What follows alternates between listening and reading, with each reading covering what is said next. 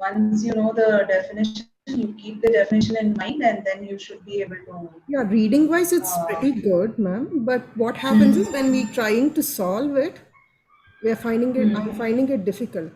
That is an issue. Okay. Reading wise, it's fine.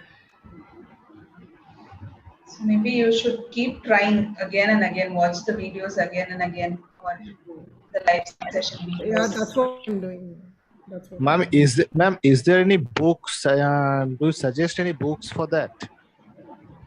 Actually, the contents of this course is it's based on data science, right? So it's you won't find it in any, like in the flow. It's really good, the course as such. So it will be better if you follow these video lectures. But anyway, you can read this book, Linear Algebra by Friedberg. It includes even linear transformation also, ma'am, in this? Yeah. This is a complete advanced linear algebra. Insults, then. Ma'am, I just need to I want to give a feedback about the tutorials, about the lectures. They should be little more informed, little more in depth. If they teach us, maybe we'll understand much better, is what I felt. Maybe I don't know, what about others? Actually, given the time constraint, this is probably the best anyone can do, is what we feel. So Actually, after 5th week, it's quite difficult, ma'am. yeah, Yes. since the topics are new, you have to keep to get the hang of it. You have to keep revising and watching it again and again, so that you get used to it. Yeah, actually, when I used to solve the question and problems, the graded assignment and practice assignment, it will be very difficult for me. Actually, I really unable to solve many of the questions. So it's quite difficult. Yeah, so week 7, there's only half of week 7 maybe is difficult. After this, everything is going to become very easy. The second half of week 7, week 8 and all is nothing. So you will actually get a lot of time. Madam, Ma'am, are we going to have till week 9 in quiz 2? No, till week 8. Weeks Week 1 8. to 8. Week 1 to 8. Yeah. Yeah, thank you. Madam, So maybe I'll just try this linear algebra and this this part itself is very important for data science, right? Yeah. This forms the basis. Correct. So maybe not to this depth, but you need to know the concepts. I think what because MLF, Machine Learning Foundation, is a continuation of maths. Correct. So what I was trying to say is, whatever the lady said, I would echo my thoughts on that one. It's not very different. I'm on very shaky ground here. And that's the reason why I'm actually worried about what happens in the next weeks. No, that's what I'm telling. No, this ends here. Your misery ends here, I'd say. With this affine subspaces, linear algebra. Okay, yeah, inner product spaces, dot product and all is there. But those are things that you already know. Or maybe inner product space is a little new, but all these are easy concepts, and week 8 is going to be completely easy. So you'll have a lot of time. Once the week 8 contents are released, you will actually have a lot of time to go back and revise as well. Can we take your word on week that? 9 is multivariable calculus. It's not the marks that I'm worried about. Let me put it like this. It's not the marks that I'm worried about. It's just that I'm not talking about the marks at all. I'm talking about the content. Yeah, you will have time to go back and revise. You might not need this rigor in continuing. As long as you know certain things, it's sufficient. And one more thing, like for example, when we are nearing quiz 2, so are there any plans like you will be revising the week 1 to 8 contents like in 2 parts? Like if that would be the case for week 1 to week 4 and week 5 to 8, so it would be easier for us to pick up the things. So and the things can be divided in 2 parts. Any plans like that? We are planning two revision sessions, and we will split the content. Ma'am, I have gone through many books. Ma'am? Yes. Ma'am, I have gone through many books, like 2 or 3 books, but I don't find this content as it is in any of the book from vector space. Yeah, that's because, yeah, this is a lot of content shrinked into one course.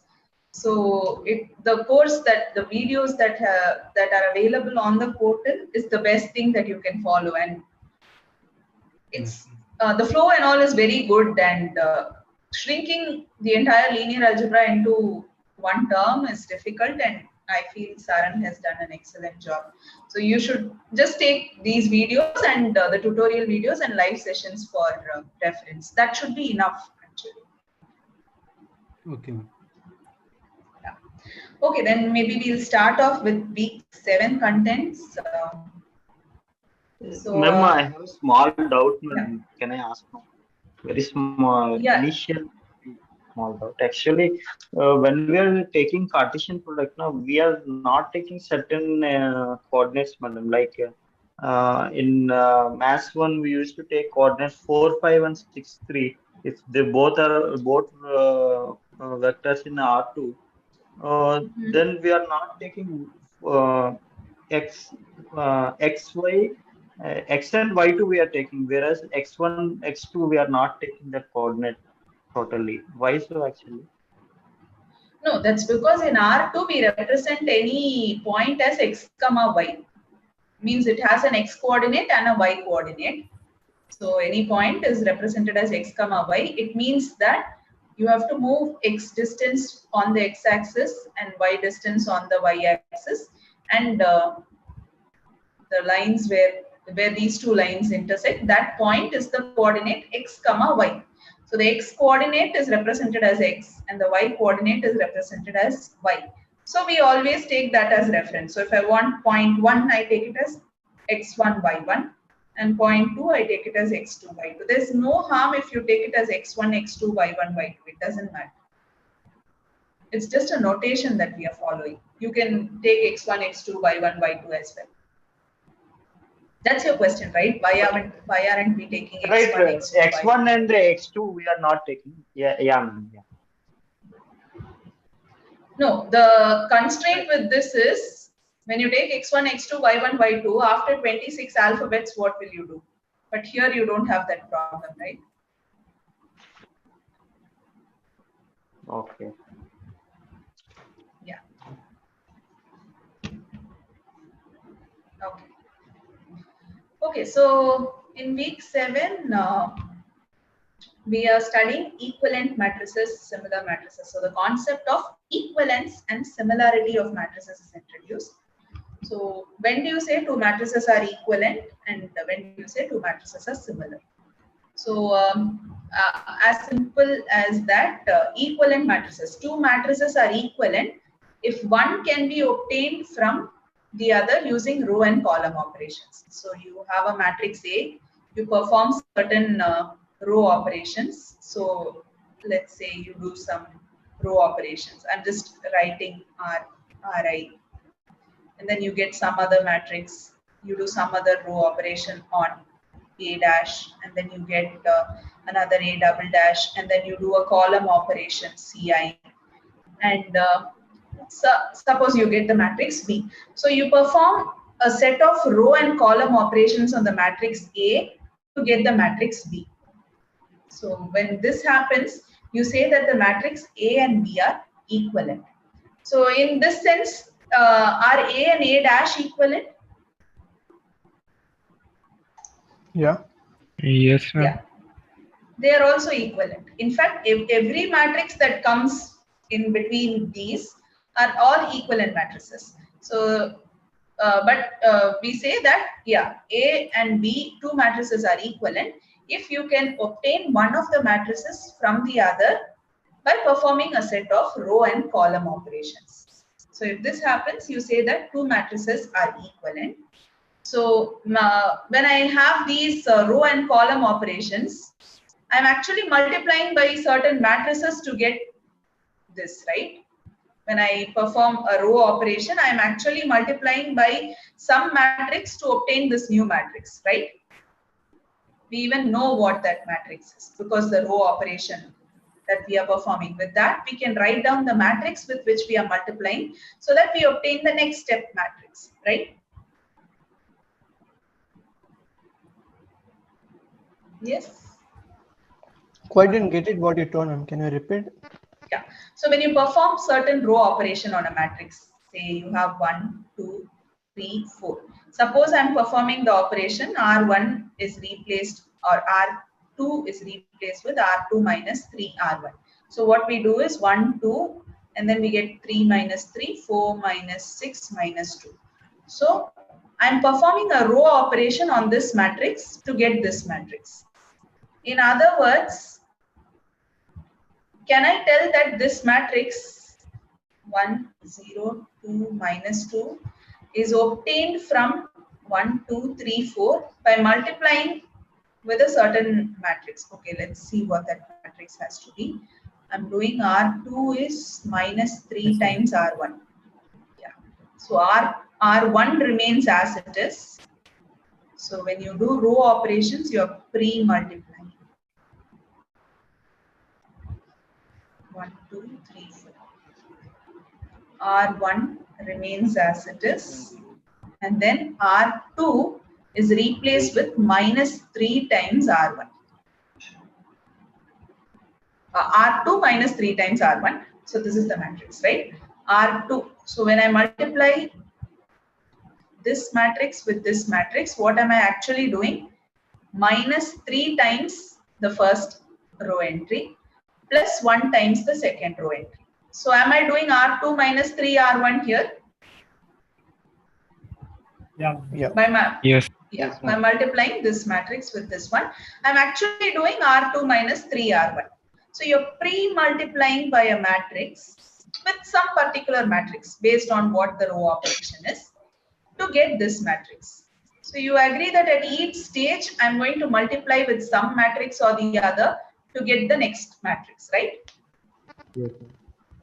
Yeah. So if you're doing column operations, you will be post multiplying, because if you just look at what is matrix multiplication, you will get an idea of why you're pre-multiplying when it is row operations and post-multiplying when it's column operations. Anyway, all this is just a little extra detail. This is not needed. Ma'am, yes. R2 minus 3R1, it is pre-multiplication we have done. Na? Minus 3 is okay, madam, but minus 2, minus 4, 6 is minus 8. Na? Okay, then maybe here I did some mistake. 4 minus 6 is minus 2, right? Is there something wrong here? Minus 6 plus 4. Correct, no? What is the problem? 1, 0, minus 3 and 1. How it became, madam? R2 minus 3R1. I'm first row. I'm not disturbing the first row. So I'm just multiplying it with 1, 0. The first row remains the first row. So the first row is there. Second row, I'm just multiplying it with 0. Is that and the for first the row or the second first row, column? Quick question. Is that the first 1, 0 is the first row or the first column? First row. This is 1, 0 because I am not affecting the first row. Okay. So what am I doing? Actually, when I multiply with 1, 0, when I have this row as 1, 0, it's 1 times 1 plus 0 And times 0 3. times 3. Okay. Yeah. So I'm not including anything from the second row. 1 times 2 plus 0 times 4. I'm not disturbing the second row. That's why my second entry here is put to be 0. 0. Yeah. Whereas for the second row, I'm involving both the second row as well as the first row. First row. What I'm doing is, for the first row, I'm multiplying by minus 3. And for the second row, I'm multiplying with 1 and then adding those two. Right? Yes, ma'am. Understood. Okay. So when you do row operations, you're actually pre-multiplying by some matrix. And when you do column operations, you'll be post-multiplying by some operations. So if two matrices are equivalent, then I can always write them as some Q. Okay, we'll use the notation that sir has used. B is equal to QAP. So this is the set of matrices that I will get from the row operations that I'm performing, and this is the matrix that I'll get from the column operations that I'm performing. Do you agree that if two matrices are equivalent, then this relation holds? Yes, ma'am. Yes, ma'am. And in fact, these row operations and column operations that you perform, the matrices that come out of it will all be invertible. So this Q and this P will be invertible matrices.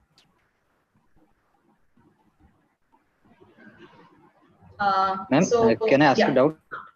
Yes. Ma'am, here when we are when we are changing from A to A dash and A double dash, we are only using row operations. Then why do we need P? Because P is needed for column operations. No, two matrices are equivalent even if you perform column operations. So here I am doing a column operation, no? Yeah. Yes, ma'am. But here from A double dash to B. We can also at the same time we can also apply column operations. It is allowed here. In the Gaussian elimination and all, you're not allowed to do multiple things. Yes, sir. Yes, ma'am. Yes, ma'am. In Gaussian elimination, we are only using rows. Here we can also apply columns. Okay.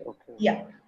So when you have equivalent matrices, you perform a set of row or column operations, and you can do both together. Means you do row once and then column once and all that, and then you arrive at some other matrix. Then those two matrices are equivalent. That is how you get this Q and P. Okay. Yeah. So if you have two M cross N matrices, so the order of the matrix is not going to change when you do row or column operations, right? So if I have M cross N matrix, I'm going to end up with an M cross N matrix.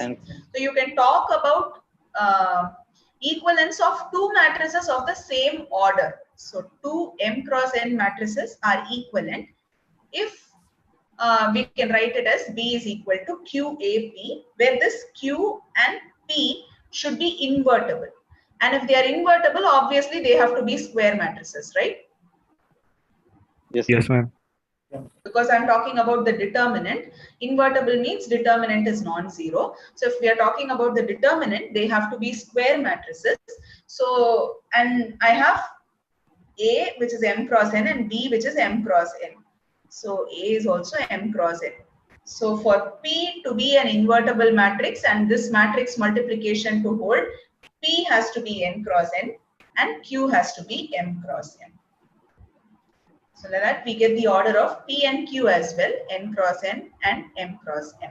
Invertible matrices such that B is equal to QAP. Then these two matrices A and B are equivalent. So if you just given two matrices A and B, it's difficult to check whether from one matrix you do certain row operations and then get the other matrix B and all that. So yeah, you can take this one. B is equal to QAP. If you can find a Q and P, again, finding this Q and P is difficult. Checking equivalence of matrices using the definition alone is difficult.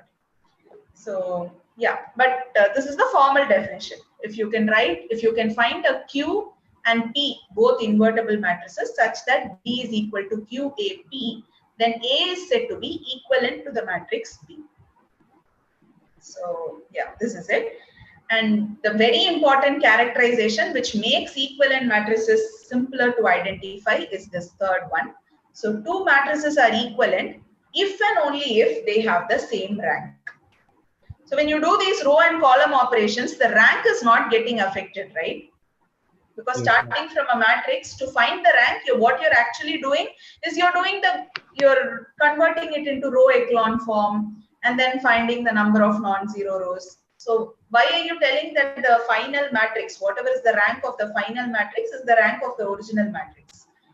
That's because the operations that we are doing, the elementary row operations, are not going to affect the rank of the matrices, right? Yes, ma'am. So because of this reason, equivalent matrices, two matrices are equivalent if and only if they have the same rank. So it's an if and only if statement, which means that to check whether two matrices are equivalent, it's enough if you check whether they have the same rank. So can you tell whether these two matrices are equivalent? Are these two matrices equivalent? No. What is the rank of this matrix? 1. And what is the rank of this matrix? 1. 1. So are they equivalent? Yes. Yes, ma'am.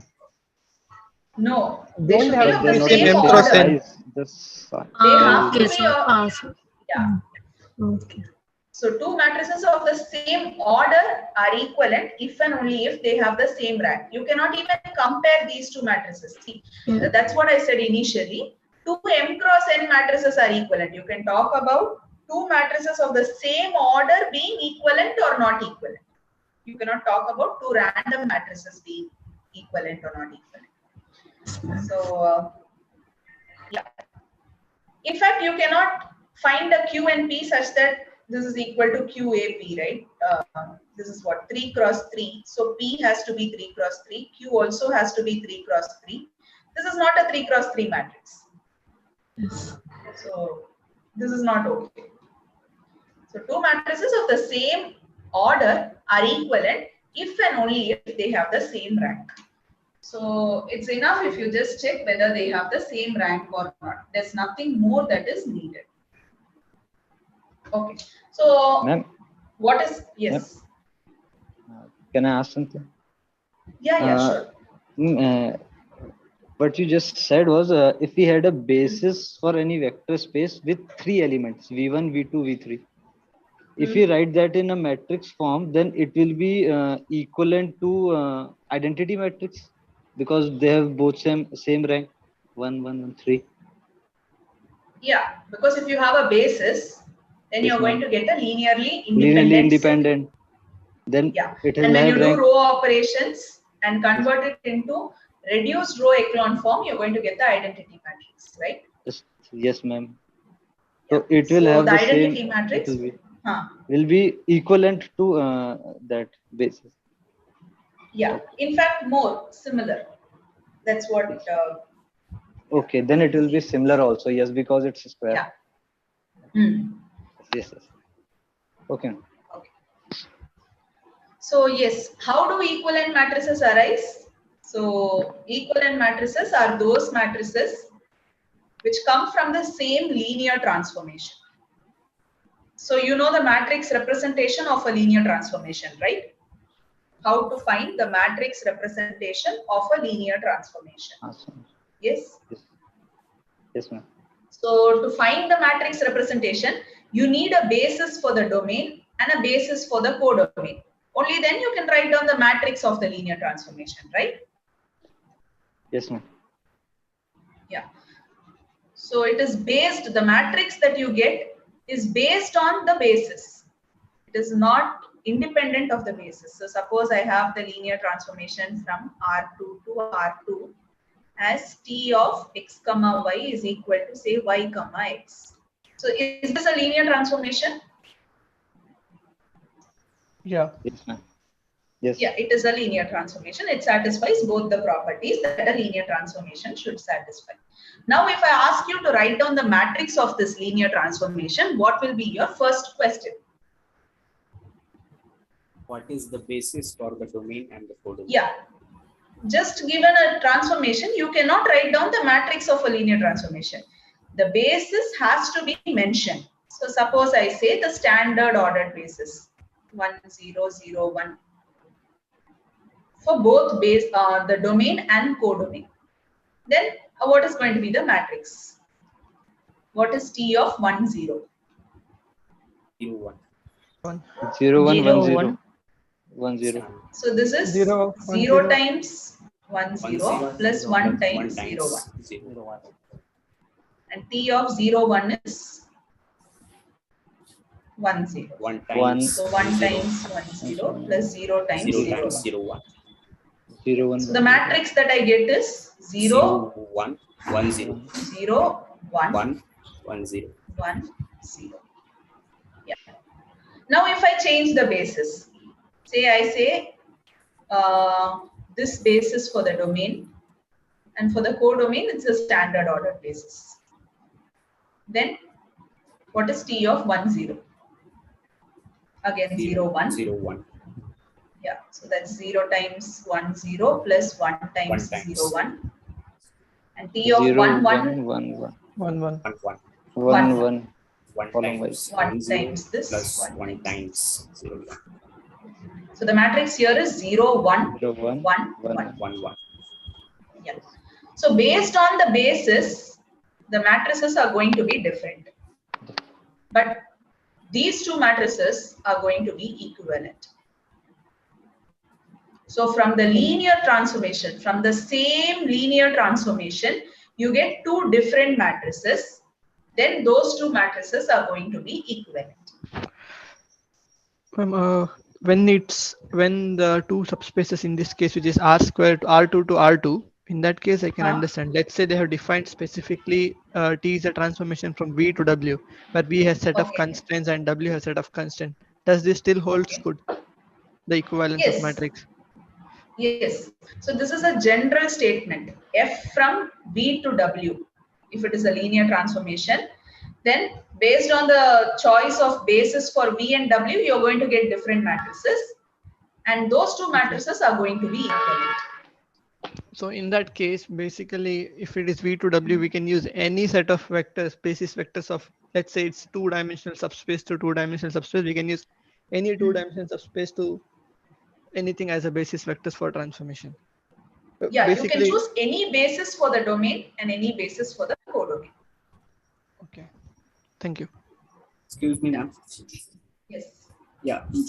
If we are able to find out the two matrices, then at this place, if we check the rank of both, so we don't need to find the Q and P matrix to make sure. If we can say from here that rank of both the matrices are same, then we can say that the matrices are equivalent. So do we need to find the Q and P? No, not necessary. In fact, here you needn't even check the rank. No, these both the matrices are arising from the same linear transformation. So I know that they are equivalent. Of course, their ranks will be the same. So when will be the case when we will have to find the Q and P? That's what, it's difficult to find Q and P. You needn't find Q and P at all. Just check the rank. That's it. Unless you're asked to find out Q and P, why unnecessarily go do the difficult process? Just finding the rank is enough. Okay, ma'am. Okay. Yeah. So let's do this problem and then go for similar matrices. Okay. So here we have a linear transformation from R3 to R2. So what will be the order of the matrix of linear transformation? 2 into 3. 2 cross 3. Yeah, it's going to be 2 cross 3. So consider two ordered bases. R3, so dimension is 3, so 3 elements in the basis for R3, and R2, 2 elements, this one. So I have beta 1 and beta 2, and consider the standard ordered basis gamma. Okay, so there is a beta 1, beta 2 for the domain R3, and there is a gamma for the codomain. Okay, let A and B be the matrices corresponding to the linear transformation T with respect to the basis beta 1 and beta 2 for the domain respectively. Okay, so A is beta 1 gamma, B is beta 2 gamma, and gamma for the codomain. Let Q and P be matrices such that B is equal to Q and P. Okay. So firstly, tell me whether these two matrices will be equivalent. Yes, ma'am. Yeah, because they arise from the same linear transformation. Yeah. So these two matrices are going to be equivalent. And because they are going to be equivalent, I can find two matrices, invertible matrices P and Q, such that B is equal to QAP. Right? Yes, ma'am. Yeah. So finding A, is it difficult? Beta 1 for the domain and gamma for the codomain. Is finding A difficult, or do we quickly do it? No. Okay, maybe we'll just quickly do it. Column wise, it's 1 0 minus 1 0 0 1.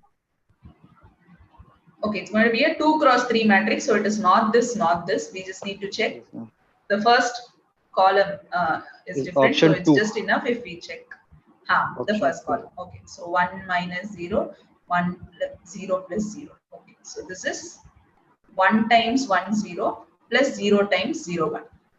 So because this is the advantage of having options, right?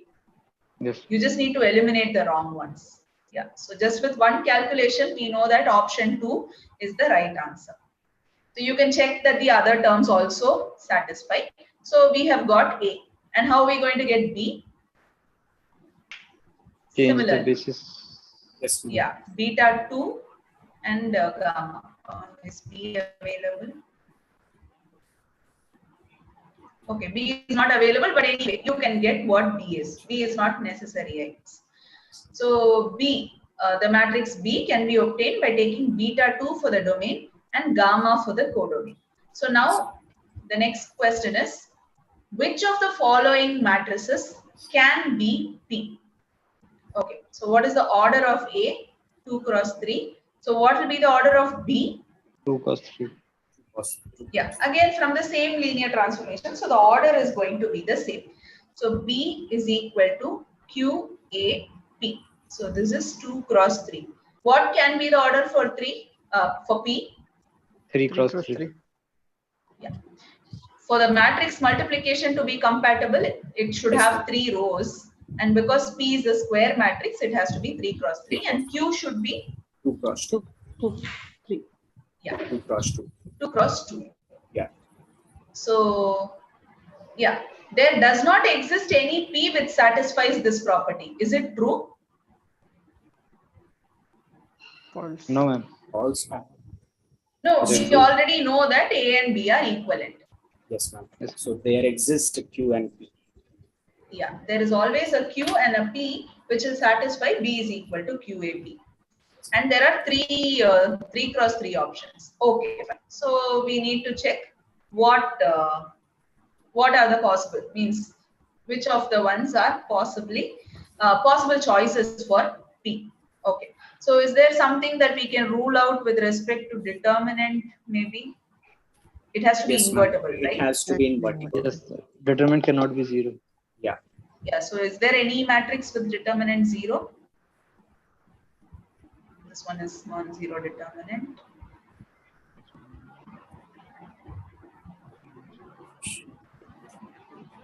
Option No, 3. this forms the basis. Option So this is 3. not option. Option 3, is it? Option 4 is non-zero. I don't know. Option 4. Option 4. Option 2 and 4 are non-zero determinants. Option 3, is it 0? 1 minus 1, 1, minus 1, 1, 1, 1, 1, minus 1. No, they are linearly independent, right? Yeah. Yes. Okay. So the determinants are non-zero, so we cannot eliminate based on that. Okay, fine. So now there is actually a procedure to construct this Q and P. So let me write it this way. B is the matrix of the linear transformation from beta 2 to gamma, right? So I'll write it like this. This is the notation that we use to represent that this matrix is got, okay, I should put T here. B is the matrix of the transformation T whose basis for the domain is beta 2 and basis for the codomain is gamma. So this is the notation that we use. We put the transformation inside.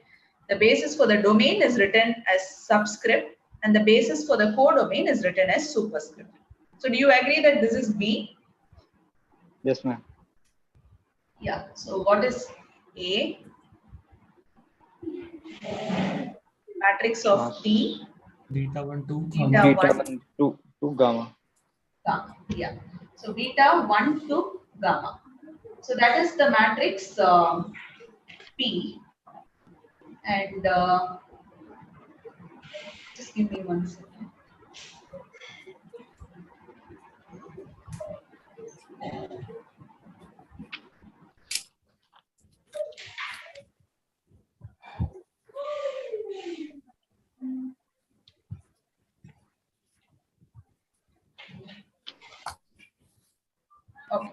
So now I have B is equal to QAP. So B is beta 2 to gamma, and I have Q, and I have A, and I have B. A is beta 1 to gamma. So now the procedure to get P and Q, that's what I'm going to tell. So P is a 3 cross 3 matrix, right? Yes, ma'am. Yeah. So it has to do something with respect to the domain R3. So what you do for P is you express beta 2 in terms of beta 1. You have two bases, right? Beta 2 in terms of beta 1. Beta 1 and beta 2. Two bases for the domain and one basis for the codomain. So beta 2 in terms of beta 1. And how do you remember beta 2 in terms of beta 1 or beta 1 in terms of beta 2? How do you remember that? From which we are going to which, basically. Here we're trying to express, we are trying to convert A to B. So you can remember it this way. Yeah, you just want to cancel out something like this. You're not actually cancelling out, but for the sake of remembering, I'm telling. So you want to cancel these two. And with respect to Q, it is the codomain. Cancel this gamma, gamma. Ultimately, you should get beta 2 gamma.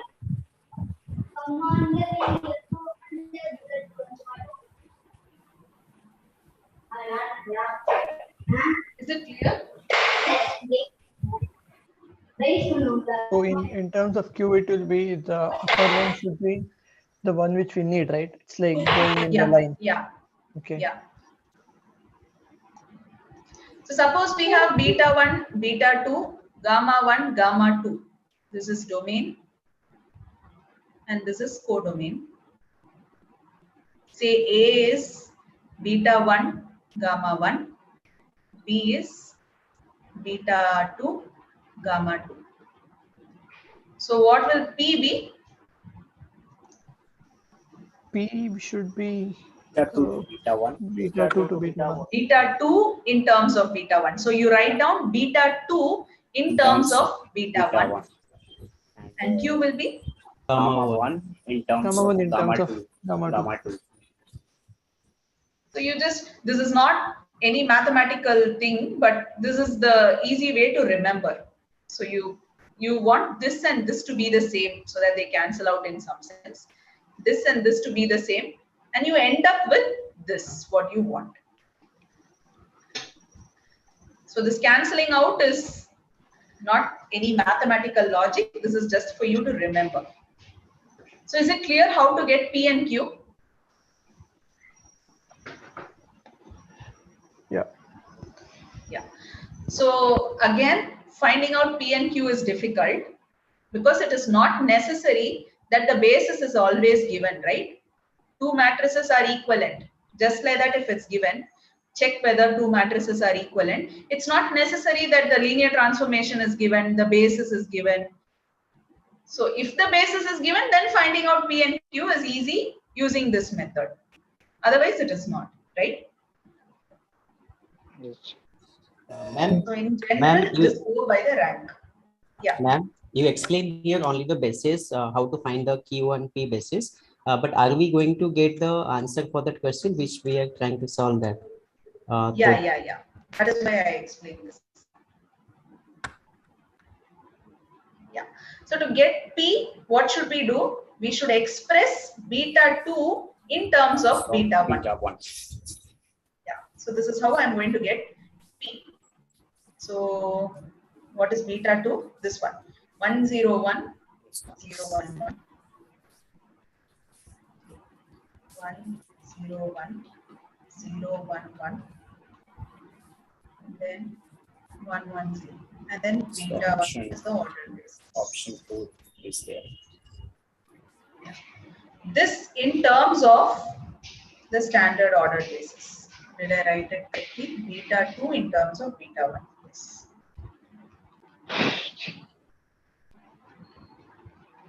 So what should you do? 1, 0, 1 should be written in terms of this. How do we write it? 1 of 101 Yeah. plus 0 of 010 plus 1 of 100. Should be 0, 001. Yeah. So the first column has to be 101. So this option is ruled out. And then 011. So this is again, this is standard ordered basis. Yes, ma'am. So it's just going to be 011, right? So this option is option number. So here, if this is MSQ, you cannot tell this is not possible, this is not possible. Because it's just one possible P. There may be other P's possible too. One way of getting one P and one Q is this. That's it.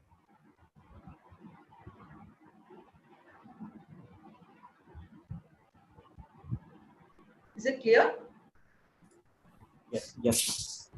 Yeah. We understand what you just said.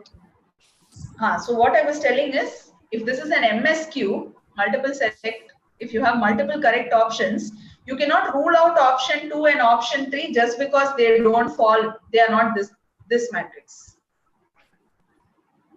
So when How do we B do is it? equal to, yeah, we won't give you an MSQ. We will give it as an MCQ so that you get just one of the. Yeah. Because it's not easy to find all possible P's and Q's. There are infinitely many possible P's and Q's that satisfy this. Okay. For the same A and B, But, there are infinitely with a many. with different basis, ma'am, or same basis. No, see, using the basis constructing P and Q is one of the possible P's and Q's. Means out of all the possible P's and Q's, one of them you can get by using this procedure. Okay. Yeah. So yeah, using this procedure, you can tell that this is a possible choice. Ma'am, are you going to tell other ways how to find the P and P's options? No, there is no algorithm to find P and Q. Okay, There so is we should only follow one this. method to find one of the P's and Q's. That's it. So you can just find one P and one Q if the basis is given using this procedure. There is no algorithm to find P and Q otherwise. And ma'am, And trial and error is going to take forever. Okay, and ma'am, as you said that whenever there is bases are not given, in that case, is there any other way to find it out? No. Just find out the rank and tell whether they are equivalent or not. Finding out P and Q is, you can do the trial and error. Means you take Q is what, a 2 cross 2 matrix, is it? So you put A, B, C, D, and then P is E, F, G, H, I, J, K, L and all that. But that's going to take forever. If the basis is not given, there is no algorithm to find P and Q.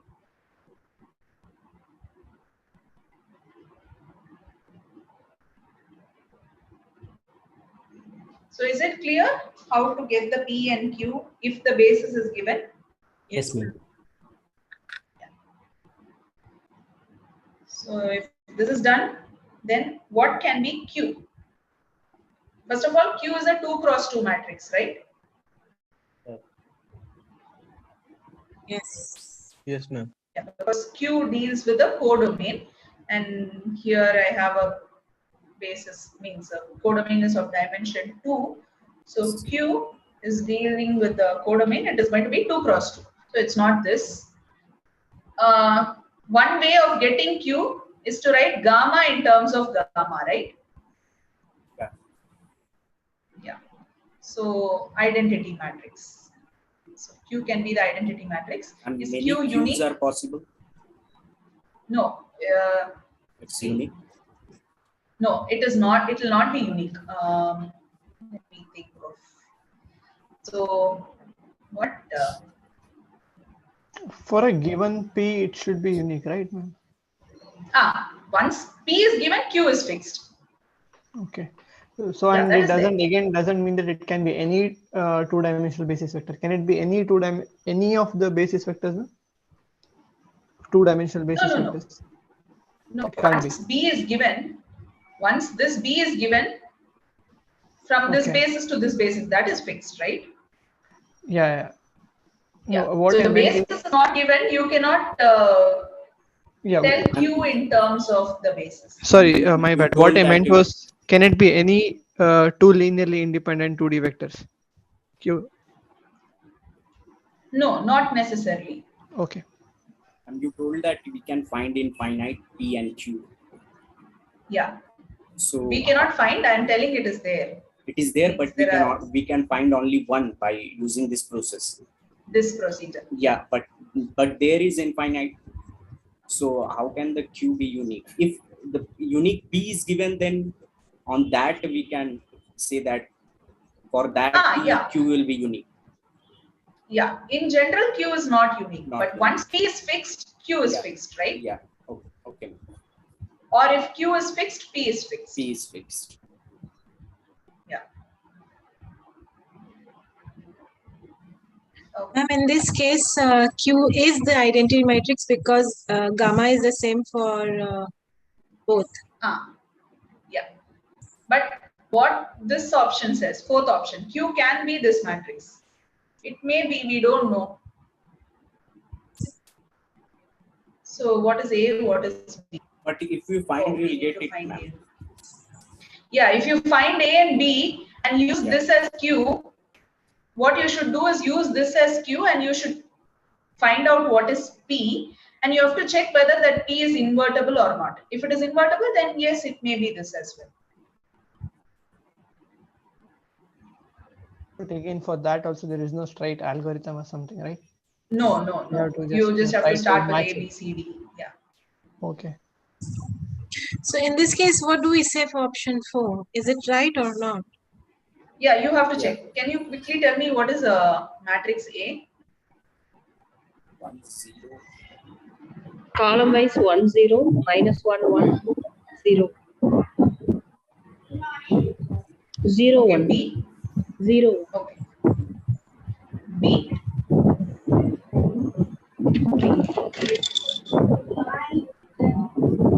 Actually, we did it right. I think it's easy, no? Gamma is the standard ordered basis. So 1, 0, 1. 1, 0, 1 is 1, 1. 0, 1, 1 is minus 1. Option 4 is wrong now because. Oh, is it? 1, 1, 0. That's 0, 1. Q is identity. 1, 1.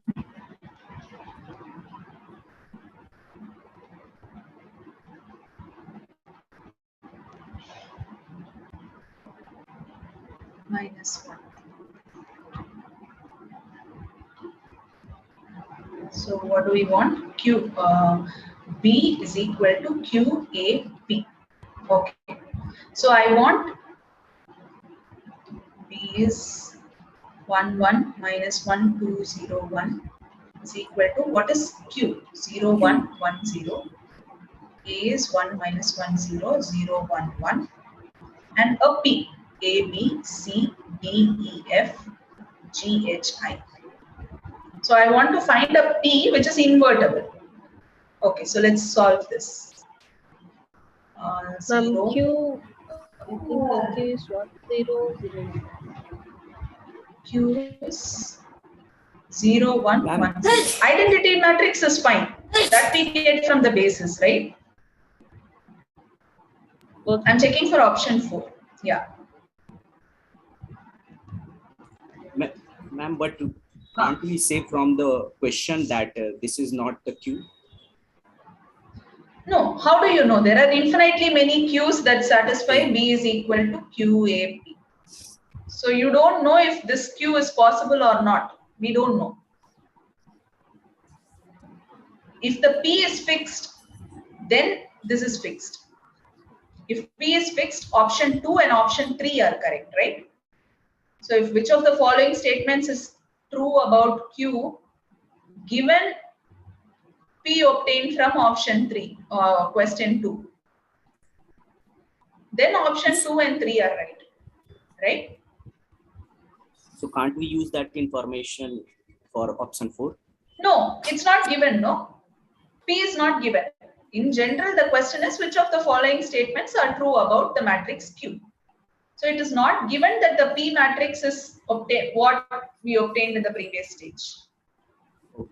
Okay, ma'am. Yeah. So what do we get? 0, 1. 0, 1.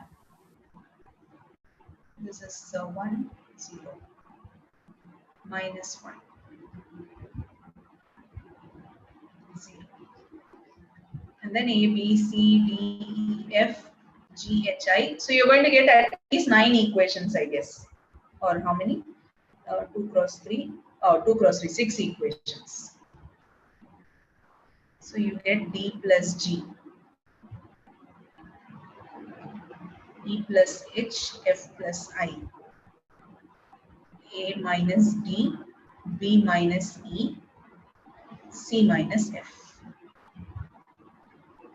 So you equate these two matrices and then you see if you can get a solution for A, B, C, D, E, F, G, H, I such that this matrix is invertible. If yes, then it is done, right?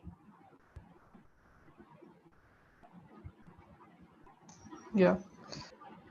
So maybe put D is equal to 0, then G becomes 1, A becomes 1. And then maybe put H is equal to 0. Ma'am, you are using trial and error method? Yeah. That's what, no? I just have A, B, C, D, E, F.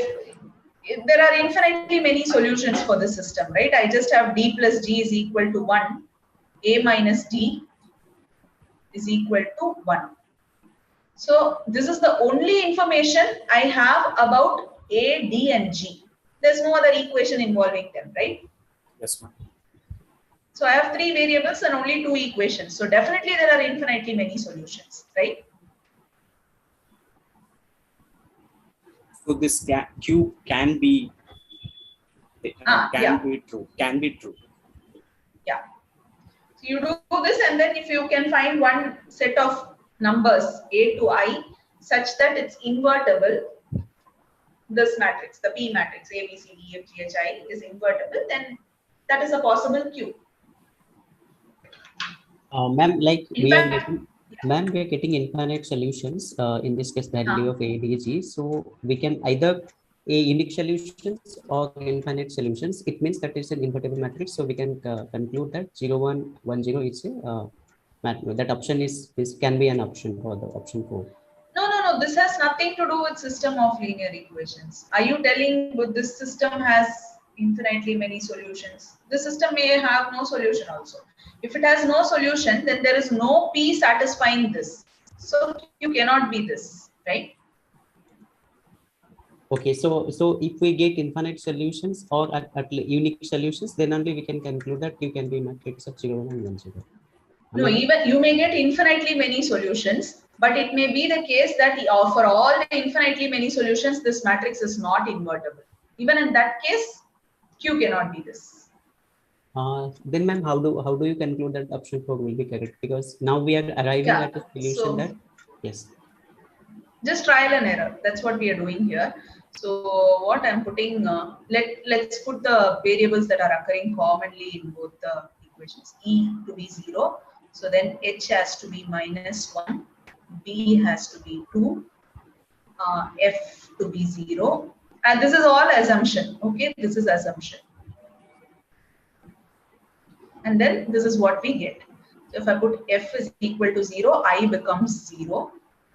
And then C becomes 1. So now the matrix that I have is A, B, C, D. Oh, okay. I shouldn't put D, E, F to be 0, right? If I put D, E, F to be 0, then I have a 0 row. So maybe let's put H is equal to 0 here. If H is 0, E is minus 1. And if E is minus 1, B is 1. B plus 1 is 2. So is it clear why I changed E0 to H0? Yes. Yeah. So A, B, C, D, E, F, G, H, I. So is this matrix invertible? Yes, right? Yeah, this is invertible. So this is one choice for Q, for P, given Q.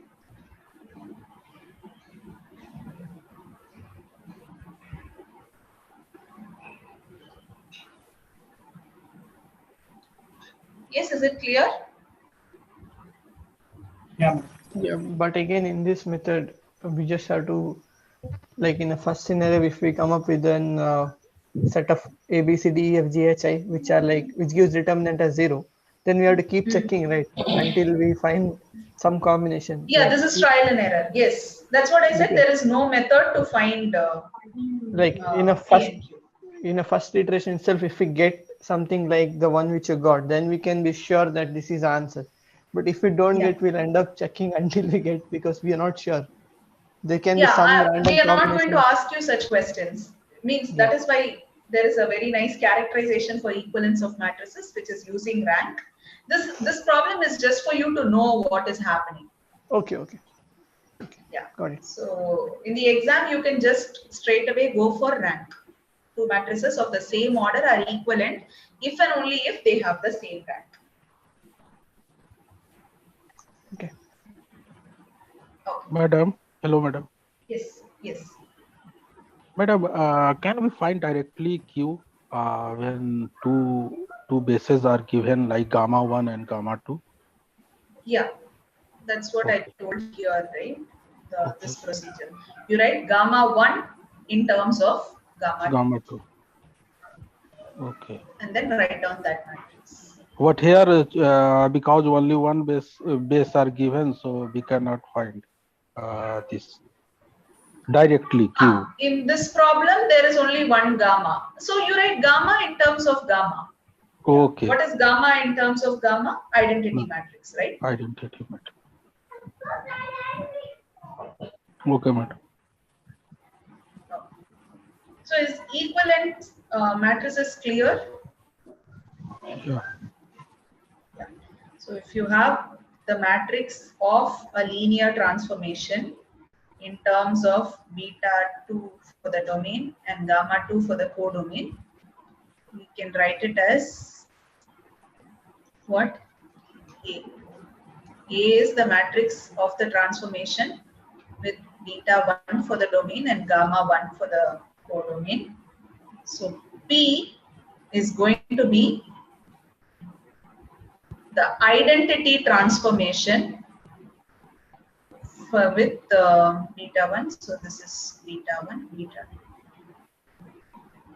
This is P. You have to use the identity transformation, right? That is why you're writing beta 2 in terms of beta 1, right? Without doing any transformation. Okay. For this case, right, ma'am? Because for P and Q. This is identity transformation, gamma 1 in terms of gamma 2. What do you mean by saying write gamma 1 in terms of gamma 2? You take the identity transformation from V to B with beta 1, beta 2, or beta 2 in terms of beta 1. So beta 2 for the domain, beta 1 for the codomain. So in this case, we are just explaining one set of bases in terms of another set of bases. So that is called as identity transformation. Yeah. Okay. Because when you do the identity transformation, so no actual transformation is happening. We're just expressing one in terms of another. That's why it's called as identity transformation, I guess. There is actually a transformation happening. That is the identity transformation. The base is what is I of V1, say. It's going to be V1. And you're expressing V1 in terms of... okay, got it.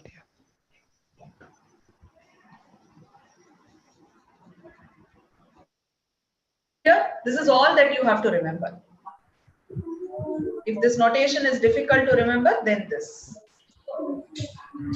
Ma'am, the identity transformation because of within the base beta 1 to beta 2 like that, or within that domain as well as core domain itself, we conversion takes place. Because of that, we called it as identity transformation. Which one is correct, ma'am?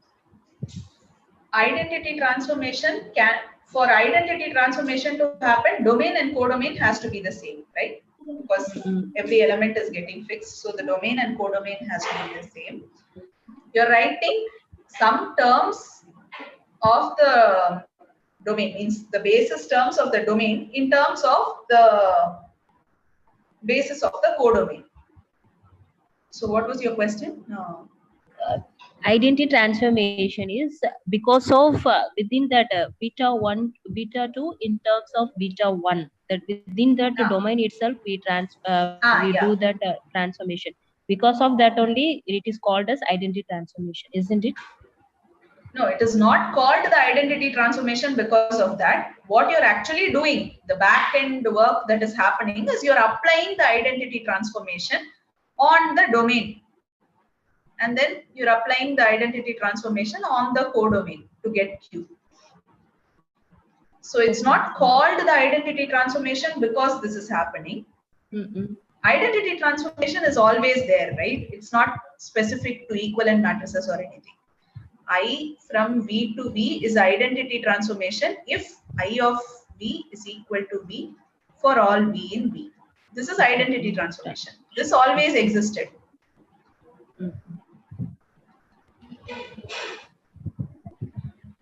So this is old story.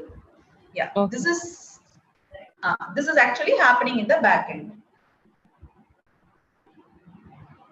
When I say write beta 2 in terms of beta 1, what we are actually doing is we are applying the identity transformation on V, and the output is going to be V obviously, with beta 2 for the domain and beta 1 for the codomain. So is it clear till this? Is there any confusion or any questions? Ma'am, what is the impact if we have we are having two bases or one basis to the transformation? That is. Can you repeat? I did not understand the question. If we are having two basis function, that is in gamma we have for some problem gamma 1 gamma 2 is there. For some problem we only discuss only one gamma alone for the codomain. What is the impact of those bases, number of bases in codomain? No, this is the general. This is the most general form. Two bases for domain, two bases for codomain. When you have one basis for the codomain, this becomes simpler, right? When it's one basis, this is just the identity matrix, right? That's it. It has means it is based on the problem. If you want to make the problem more difficult, give two different bases for the codomain and domain. It could also be same domain, means beta to gamma 1, gamma 2 also is possible. So it's all just permutation combination. Okay.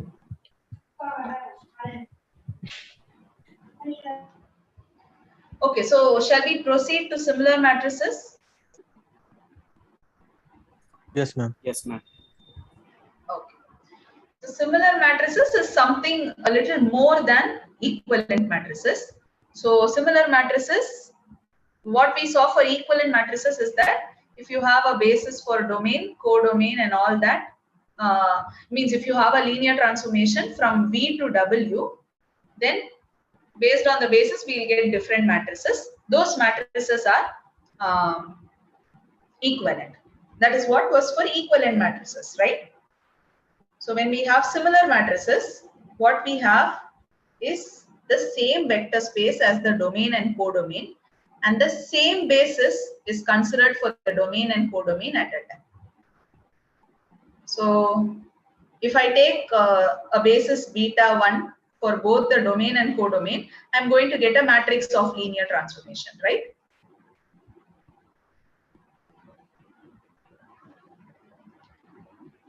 Right? Can you repeat, ma'am, once again? So if I have a linear transformation f from V to V, and I take the basis for the domain and codomain to be beta 1, then I'm going to get a matrix of the linear transformation, right? Yeah, ma'am. Suppose I choose some other basis, beta 2, beta 2, then I'm going to get some other matrix, right? Yeah, ma'am. These two matrices are similar. So you see, when I use beta 1 for the domain, I should use beta 1 for the codomain as well. When I use beta 2 for the domain, I should use beta 2 for the codomain as well.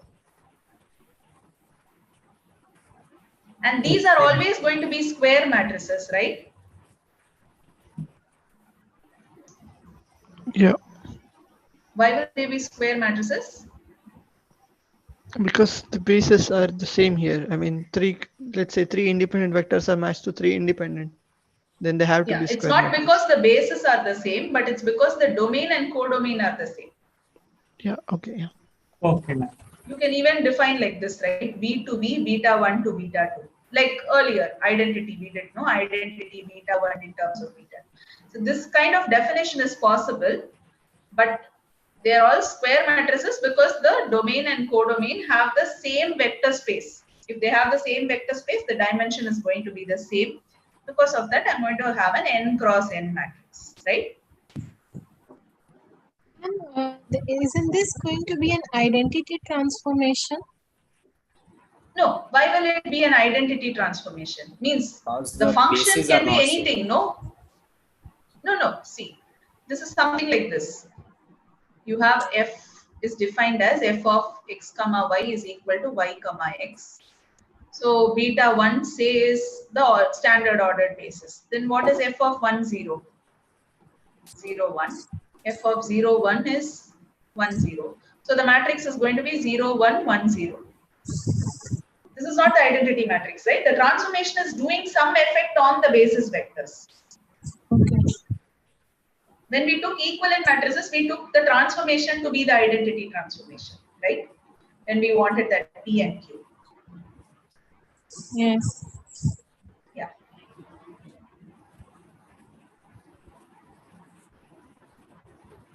So if I have two similar matrices, will they be equivalent as well? Yeah. Obviously, no, because equivalent is like more general. Instead of same vector spaces for domain and codomain, we took different vector spaces. So this is a special case of it. And when you have similar matrices, the matrix Q becomes the inverse of the matrix P. Ma'am, a small doubt here. Like in the beginning, when we are discussing about the equivalence matrices, there also we are checking with respect to the basis, and here also we are checking the similarity of matrices with respect to basis again. So what exactly? No, we are not checking with respect to basis. If the basis is given, we get a procedure to find out Q and P. We are not checking with respect to any basis. So if I would like to illustrate the differences between the equivalence and similar matrices, the way, how do we illustrate them? Both of these, like Yeah, so B is equal to QAP for equivalent matrices. Yes. For similar matrices, this Q is nothing but P inverse. And equivalent matrices, it's defined for any m cross n matrices, whereas similar matrices is defined only for square matrices. Thank you. Okay. So both equivalent matrices also represent the matrix of a linear transformation with respect to two different bases. Similar matrices also represent the matrix of a linear transformation with respect to two different bases. But the only difference in these two is that for equivalent matrices, your domain and codomain can be anything. But for similar matrices, your domain and codomain are the same vector space. In fact, the basis that you consider for the domain and codomain should also be the same. If you take beta 1 for the domain, you should take beta 1 for the codomain. If you take beta 2 for the domain, it should be beta 2 for the codomain. Is it clear? Here P can be any set, right? I mean, there is nothing like the specific P or something, is it? Here P can be?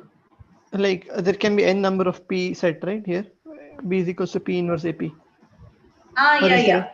Okay. Yeah. So suppose A is invertible, then B is equal to P inverse. Ma'am, can I ask something? Yeah, yeah.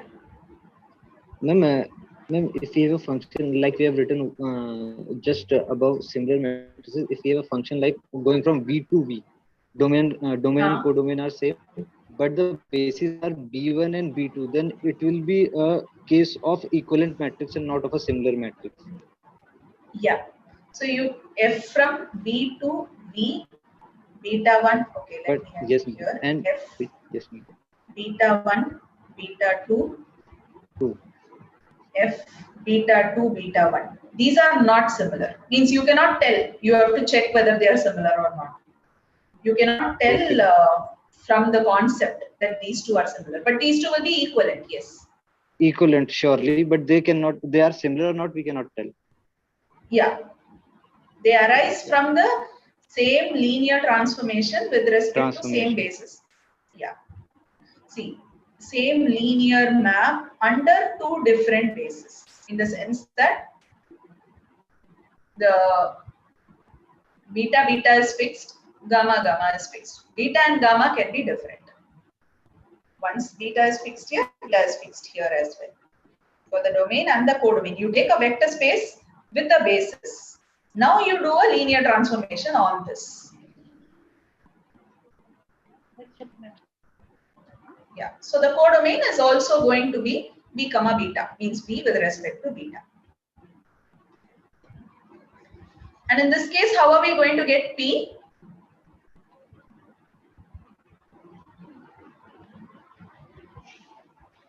So suppose A is B is gamma gamma, A is beta beta.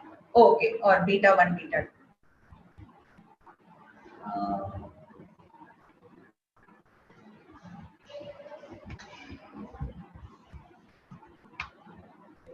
Okay, fine. This is fine. Then what is P? How am I going to get P? Gamma to beta. Yeah. And P inverse, if P is from gamma in terms of beta, then P inverse is going to be beta in terms of gamma, right?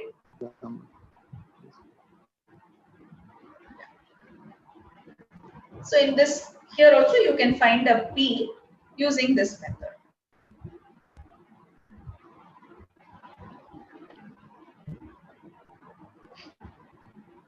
So is it clear? Yes, ma'am. Ma'am, in this notation, what are the two different alpha and beta? Because in this similar case, both the bases are same. Why Yeah. do we have So here the bases beta? are same. Here same. A is the matrix of the linear transformation T with respect to the basis beta for both domain and codomain. B is the matrix of the linear transformation with respect to the basis gamma for both domain and codomain. So how do you get B from A? Is by using this matrix P, which is expressing the basis gamma in terms of the basis beta. Ma'am, please tell me if I'm getting this right. There are two cases for A and B. In one case, we have beta as a basis, and in another case, we have alpha as the basis for both. And then we have to tell if in both cases they are similar or not. They will be similar according to the concept. How do you get that matrix P? Yes, ma'am. That is the entire concept, that we have beta and we have alpha, two different bases for the same. And then we have to tell what will be the P because they are similar. Yeah. Okay. So you have with respect to the basis beta for both domain and codomain. Same. Yes, so this is the matrix A and this is the matrix B. These two are going to be similar. Basis is fixed for both domain and codomain. Yes. So what is nice about similar matrices is obviously similar matrices have the same rank, right? Because they are equivalent as well. right? Yes, ma'am. And codomain and domain are same, therefore they will have same. But is the converse true? If they have the same rank, should they be similar matrices? We have Not to check. necessary. Not necessary. We have to check. Yeah. So the converse is not true. This is one-way implication. For equivalent matrices, it was double-way implication. So that's equivalent does not imply similar. Similar implies equivalent. M cross N matrix can be equivalent, but similar matrices are for square matrices. Yeah, that's the more general argument. But even if you have two square matrices, equivalent square matrices, they need not be similar. Okay. Yeah. Like this case, no? Oh, yeah, we need to check. There is a concept behind this. So it means you just need to give an example, right? Like why need not be answered. To say something is not true, you just need to give an example, counter example. Like if there is, I guess if it goes from beta 1 to beta 2, in that case maybe the rank will be same, but it won't be similar. Yeah, so take these two, 1, 0, 0, 1, 1, 1, 0, 1. What is the rank here? 2. Here? 2. Yeah. So these two are equivalent, right? Yes, ma'am. Yeah. So will they be similar? Can't say, we need to check. Suppose any matrix is similar to identity matrix. This is identity matrix, right? So B is equal to P inverse. Identity. Yes, ma'am. What is this? This is that one. That is again. It's the identity matrix. Identity. Yes, ma'am. Identity. Yeah. So if any matrix is similar to the identity matrix, it has to be the identity matrix itself. It cannot be any other matrix, right? Yes. So these two matrices are not similar. They are equivalent because they have the same rank, but they are not similar. Ma'am, then similar matrices will be equivalent, right, ma'am? Similar matrices will be equivalent, yes. Because that Q is nothing but P inverse. Yes. Ma'am, I do not get why they are not similar in this example.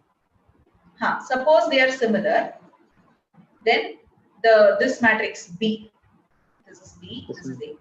B has to be P inverse A, P, right? Yes, ma'am. A is the identity matrix. Yes, ma'am. What is P inverse identity P? It will be identity matrix of 2 cross 2. So this is going to be the identity matrix. But is B the identity matrix? No, ma'am, it is not. Yeah. So any matrix that is similar to the identity matrix has to be the identity matrix itself. It cannot be any other matrix. Yes. Yeah. So these two. And this is a special case of only the identity matrix, I suppose. No, you can take any scalar matrix, no? All scalar matrices would fulfill this. Yeah. Same concept, no? Same argument. So this is going to be alpha times identity. All scalar matrices are similar only to themselves. Yes.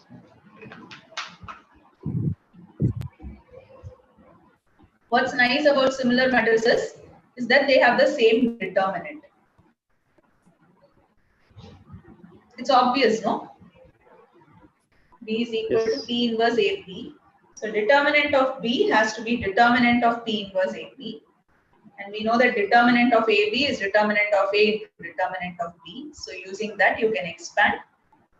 And determinant of P inverse is equal to 1 by determinant of P.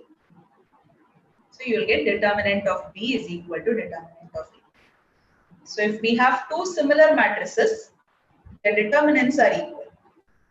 And we can talk about the determinant, right? Because if they are similar matrices, they are going to be some square matrices under consideration. So, ma'am, a similar matrix will look identical, A and B. That is the only.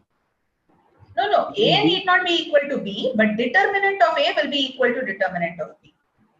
But by B is equal to P inverse A into P by this equation, because P inverse multiplied by P is equal to 1. No. P inverse A need not be equal to A times P inverse, no? This is not always true, no? Matrices don't commute. Yes, understood. So if they are similar matrices, their determinants will be the same. But two matrices with the same determinant need not be similar. This example, right?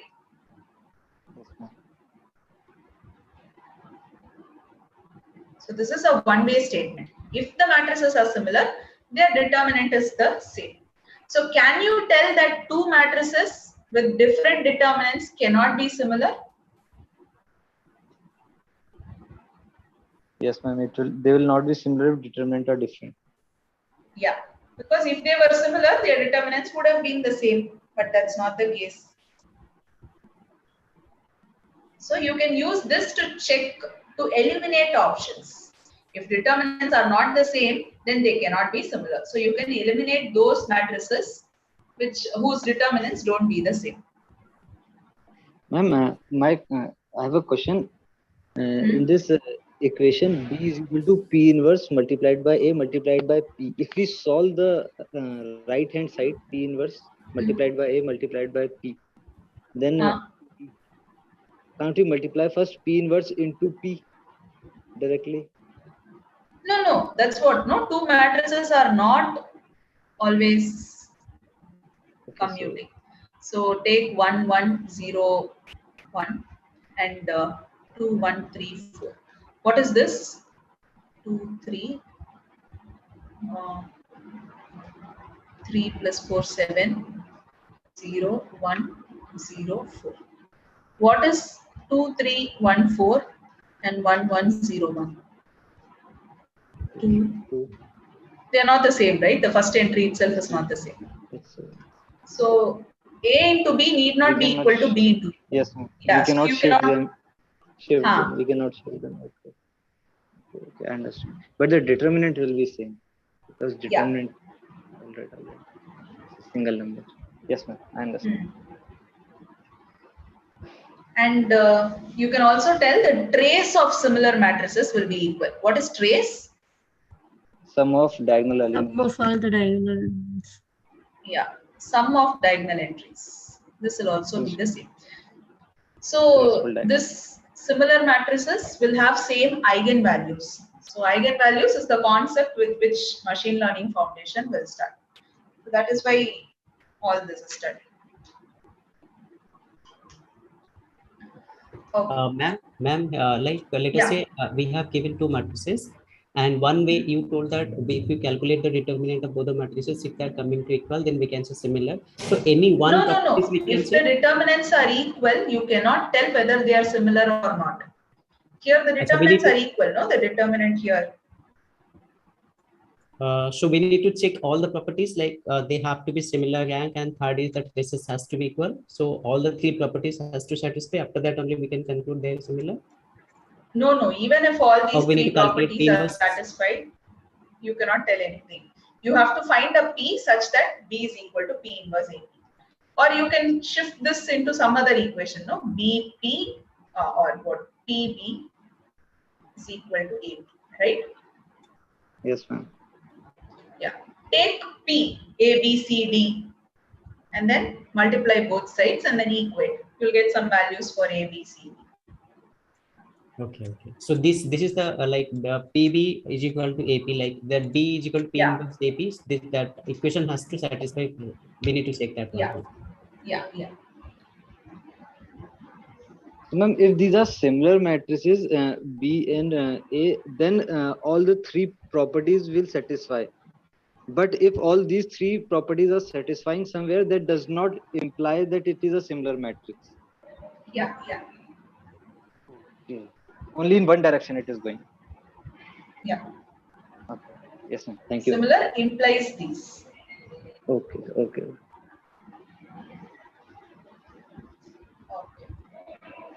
So is it clear? And Similar and equivalent. But if any one of the property it doesn't satisfy, then we can conclude that it is not similar.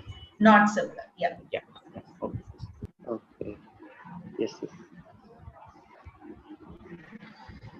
Okay. What about this problem? How do you approach this problem? Option wise, we have to do it. Yes, ma'am. So first option, if A and B are similar matrices, then you want to check whether A inverse and B inverse are similar or not. If A and B are similar, what can you tell?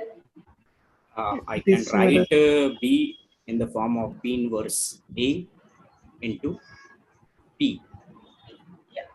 And now what do you want to check? Now we can take inverse both side. So you want to check whether B inverse can be written as some Q inverse, yes, ma'am. A inverse, Q. Right? Yeah. This is A inverse, this is B inverse. If there is a Q satisfying this, then it means A inverse and B inverse are similar. Same. So I can directly get it from the original equation itself, right? Yeah, ma'am. You can take the inverse. Yeah. So this is going to be P inverse, A inverse, P inverse. Reverse law, no? Yeah. P inverse inverse. Inverse. Yeah. So P inverse is just the P. Yeah. So the P, the same P works for A inverse and B inverse as well, right? Okay. What about the second option? Ma'am, here the skew also I need to take from the question number that A, and then only I'll calculate the inverse one. After that only I'll conclude. This form in this form I can write. Okay, after writing this, the Q and Q inverse, that value I need to find it out from the question, or how do I conclude it here? So I need to find one Q satisfying this, right?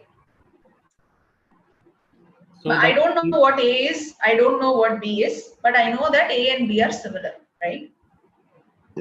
Yes. So from the similarity, using the similarity, we try to get this Q. That's it. So if you're worried about what the Q will be, in this case, Q will be equal to P. Okay. Because the same matrix works. I didn't understand how in this particular part the inverse of P is P inverse. No. What is this? From here, what is the next step from here? Yeah, that's what I didn't understand. What is A, B inverse?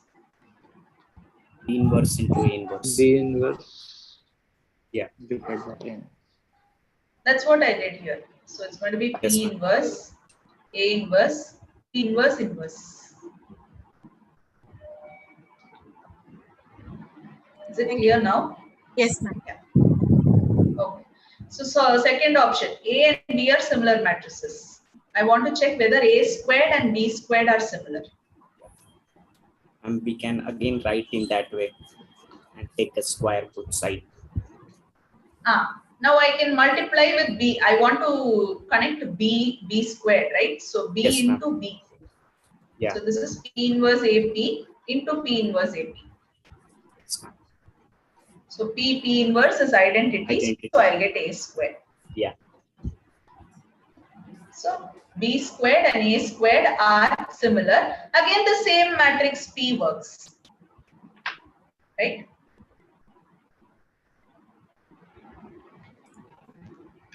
What about option 4? Ma'am, this can you please explain this one, that multiplication, how did I get that answer? P inverse AP. I know B is equal to P inverse AP. No, that I understood. The next line when you multiply B that squared, B squared is B into B. So Yes. P inverse AP into P inverse AP. Yeah, our last one, how did I get P inverse AP multiplied? I'm just multiplying this. P inverse AP, P inverse AP. What is P inverse P? That is P. Identity. Identity, no? Yeah. So A into A squared, P inverse A squared P. Okay. Yeah. What about option 4? A and B are similar, A transpose and B transpose are similar. How can we tell that? Again, we will write in that way and take a transpose both sides. Yeah. P inverse AP transpose. What do we get here? P transpose, A transpose, yeah. P inverse transpose. P inverse transpose. Yeah. Is this in the Q inverse A Q format? Yes, ma'am. What is the Q here? Q P is P inverse inverse. No, this is P transpose, A transpose, P transpose inverse. Okay. So Q is P transpose inverse, right? inverse. Yes. Then Q inverse will be P transpose. So here. Right? Yes, ma'am.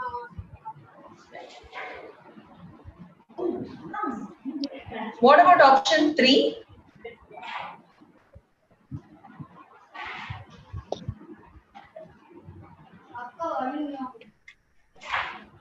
We cannot write.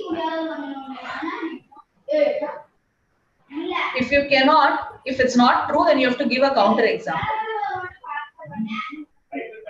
Can you please mute? There's some background noise. Okay, so what is the counter example that will work for option 3?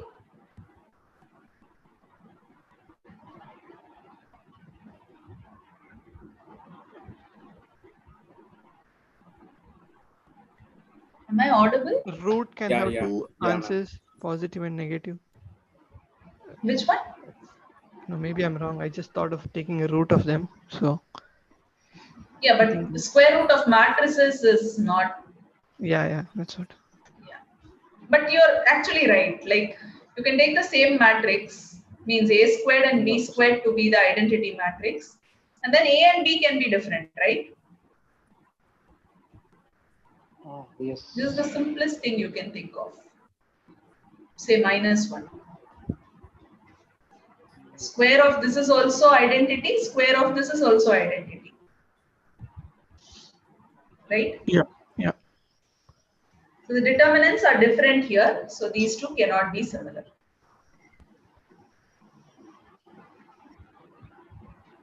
Determinant is different, trace is different.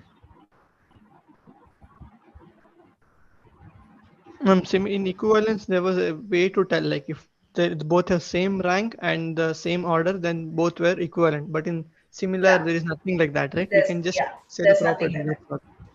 Okay. Yeah.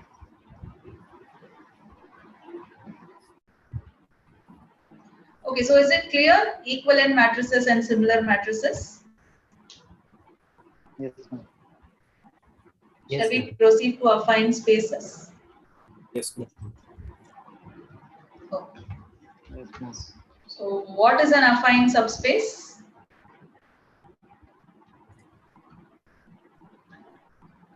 Did not It's understand. the scaled subspace, the subset of a scaled subspace. I don't know. Exactly. So you have a subspace. So U is the subspace of a vector space V. You're just scaling it.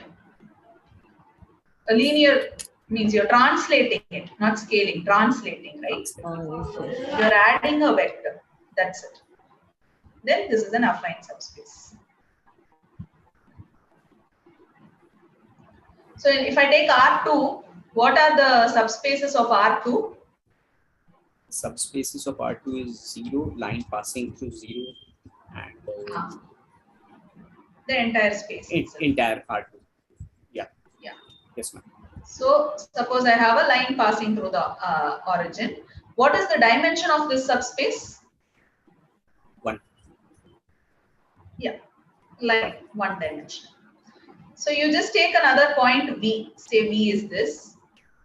And then when you add, what are you actually doing? Suppose we are actually translating that vector space. You're doing V plus U for all u in U. So this point moves to this point. This point moves to this point. This point moves to this point. So the entire line moves to this. Yes. Yeah. This is an affine subspace. So can you see that it is actually not a subspace because it does not pass through the origin? Yes, ma'am. Yes. Yes. But it is called an affine subspace because it is nothing but translation of a subspace. So it's called an affine subspace. So if we consider R3, what are the okay, in R2 itself, what happens when I translate a point? We add some vector. It's going to be some other point, right? But ma'am, when you're translating a point, it has to be in some direction. Like here, I do have a line which is passing through the origin. So when I translate this line across that point, so the whole line shifts towards that point. Now, when you're asking me to shift a point to, like when I'm So we translating, don't have the concept of direction at all. For us, we are just in a set of points. R2 is just points for us. We are not treating them as a vector with magnitude and direction. They are just points with an x coordinate and a y coordinate. then ma'am, when do I translate? How do I translate? With respect to coordinates, or how do I translate with respect to coordinates? Yeah. So what I do is, if I want to move my origin to the point x comma y, I move x points on the x-axis and then go up y points, and then I reach this point. You mean to say that that point, let us say that point is in second quadrant. Now that point I need to like pull it back to the origin. Then from origin I need to translate again. Do you mean that? Yeah, you want to go from the origin to this point. So move so many points on the x-axis and then move vertically so many points. Otherwise, move vertically on the y-axis for so many points and then move horizontally here. You don't move like this. Okay. You have this Cartesian system, so you move along rectangular lines. Means you have grids, and then you move along these rectangular lines. That's why it is called the rectangular coordinate system or the Cartesian coordinate system. And ma'am, like in R2 space, when I translate again the entire plane, like these are the like affine subspace, would it be again the affine subspace if I translate the entire plane? Yeah, you tell me what happens. Suppose I translate, can I tell R2 is an affine subspace? That's a question, right? Is R2 an affine subspace? Yes. Yes. Every subspace is an affine subspace, right? Yeah. Because I can take V to be what vector? 0 as well. Yeah. I just don't shift it at all. I don't do any translation. That is also counted. Means, or I translate it with respect to the 0 vector, but it is already passing through the 0 vector, so it is not going to change. So every subspace is an affine subspace. But with respect to R2, I can do that, right? Yes, ma'am, like the definition of subspace is like it doesn't pass through origin, right? Although it for subspace, yes. For affine subspace, need it. So when we are saying the plane itself is an affine subspace, does it pass through, or that it should not pass through origin, right? Affine subspace. No, it is not. It should not. It need not. It is not necessary. Yeah. It can, but it is It's not necessary. Every subspace is an affine subspace. Okay. So subspaces pass through the origin, right? Yes, yes. Yeah. What about this? Can I write some other point here? Is this still going to be R2? Yes. Yes, ma'am. Yeah. So when I'm actually doing this shift,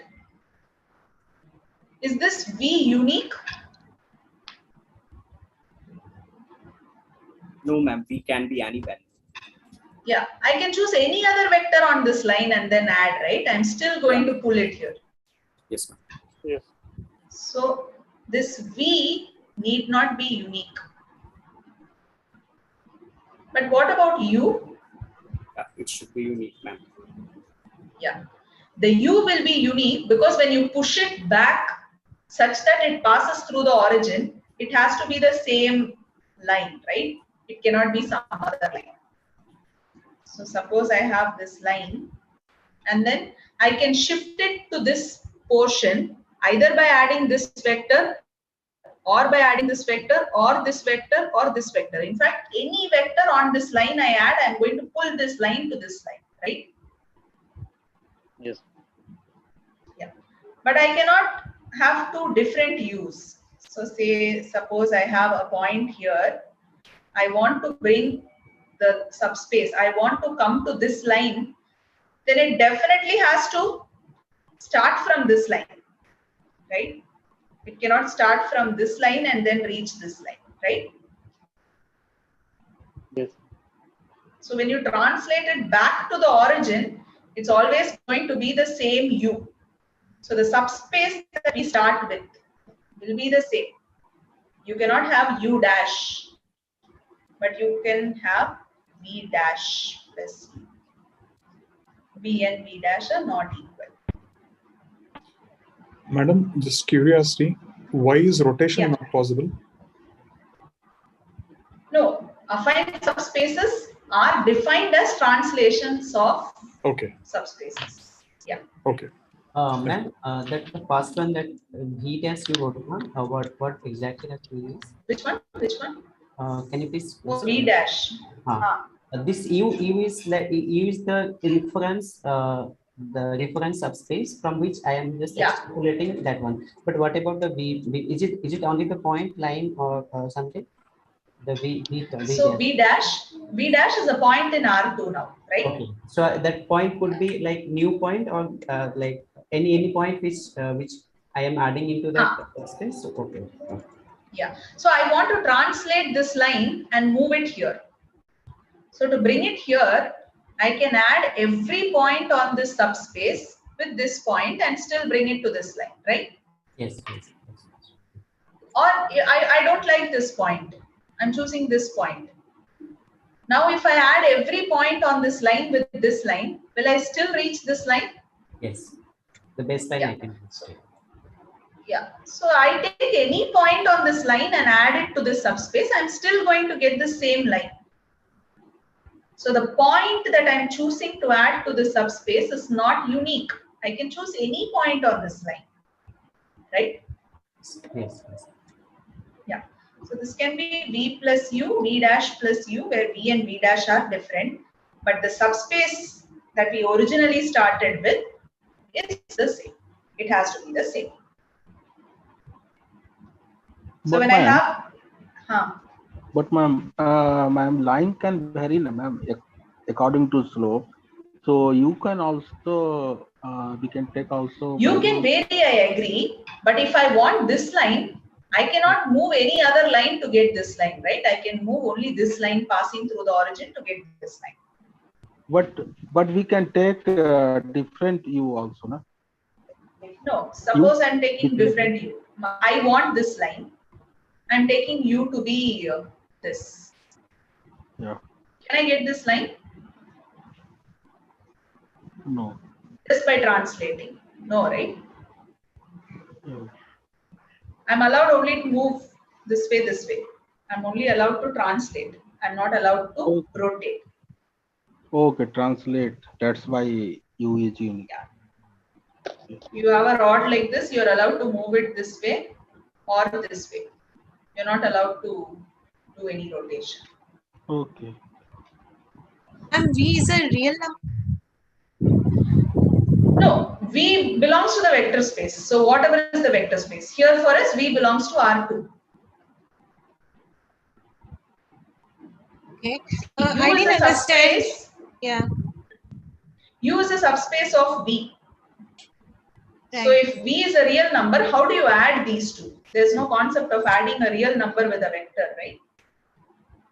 Yeah. Ma'am, supposing V is 1, 1 and V is 1, 1 oh okay. and U is our X is equal to Y. Okay. So we get this line that you've just drawn, supposing. Then how do we get any point on this particular translated line to any V on that to get that same line? Yeah. So now you tell me, if V is 1, 1, where is V? Sorry, if V is 1, 1, V would be on that line.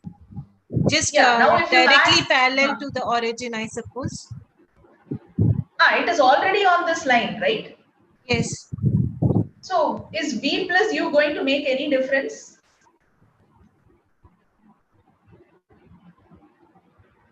You're going to translate only if the point is not lying on the line, right? If it's already on the line, what translation do you want? Sorry, I didn't get you. No, see, you're trying to translate it to some point, right? The U, yes. Yeah, you want to translate this line to some other point. Yes. Suppose you want to translate it to this point, then you push every point in this line to that point, and then you get this line, right? Okay. But if the point to which you want to push is already on the line, what are you pushing? Where are you pushing? Right? And the affine subspace will always be parallel to it, isn't it? It won't. Yeah. So you get the point why I'm not going to do any pushing when the point is already on the line? On U itself. Yeah, that's you only gave me this U, right? It's the line X is equal to Y.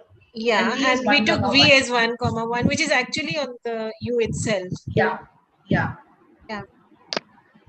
So would this really be considered as an affine subspace? No. Yeah, this is still an affine subspace, no? Because this is a subspace. Every subspace is an affine subspace. We're actually transforming U into L, na?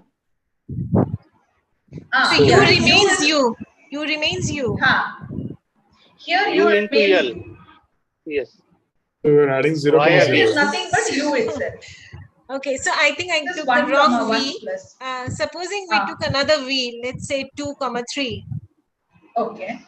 We will get different L. Then in that case, that line we get from translating it, that affine subspace, how would any point on this particular translated line be our V?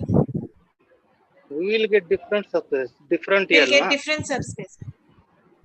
No. What your question is, if V is not equal to 2, 3, will I get the same line? Is it? Yeah. Yes, ma'am. Okay. So say we have the same line, X, X, and then you add it with 1, 2. So what do? You're actually adding every point in this. So 1, 2 plus X, X for all X and R, right? Yes. Yeah. So what are you doing? You're shifting every point on this line to this 1, 2. Yes. Whatever. Yeah. So now take another point on this line. Yes. So we need to find a point on this line actually. Once we shift, what is another point? 4, 5. 2, 4. 4, 5. 2, 5 will it be 4, there? 5. 4, 5. X plus 1. This is nothing but X plus 1, X plus 2. 1. So 4, 5. 1, 3. 3 will be translated to 1, 3. 4, 5 works. Yeah. 4, 5 works. 3 will get translated. Yeah. Plus X, X. Such that X belongs to R. So you've already given me the answer. 3, 3 gets translated to 4, 5, you told, right? So now my set is X plus 4, X plus 5. Such that X belongs to R. So now the question is this set equal to this set, right? Yes. Yeah. How do we check So that? can I write every x plus 1 as x plus 4? Means x plus 1 comma x plus 2 as x plus 4 comma x plus 5, right? So this is nothing but x plus 3 plus 1 comma x plus 3 plus 2. And I can take this x plus 3 as some y, right? Yes. So this set is same as this set, right? Now I understand your point that you had mentioned. So you just fix your final line and then you want to move it. So you choose any point on this line, you're just going to move it that distance, right? Okay. Ma'am, strictly speaking, affine subspace is not really a subspace because it cannot have the zero vector. Yeah, right. But it's called a subspace because it's a translation of a subspace. Thank you. So every point is also an affine subspace, right? Every point in R.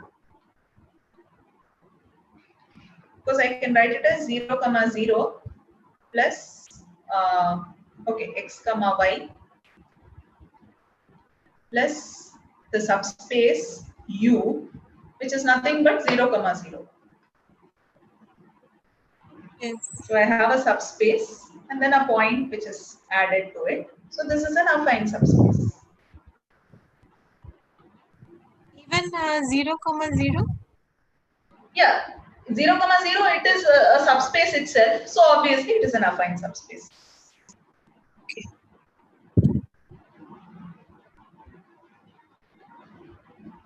So now if we have a subspace, we can talk about its dimension, right?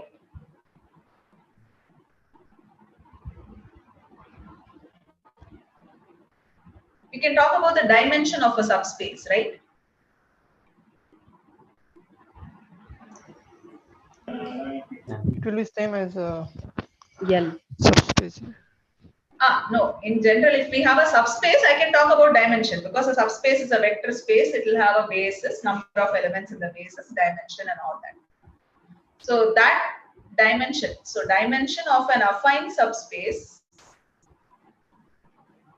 I cannot talk about dimension of an affine subspace because I can talk about dimension only for, please mute. So we can talk about dimension only for vector spaces, right?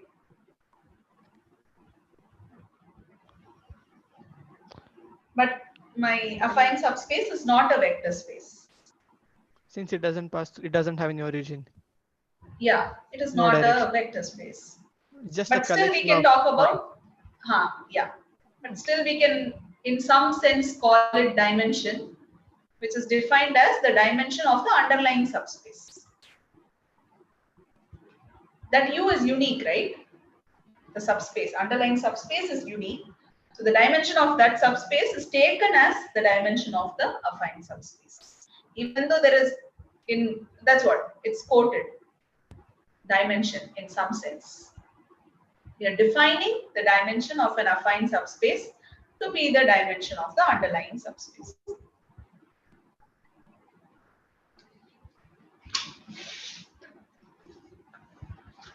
So is it clear what an affine subspace is?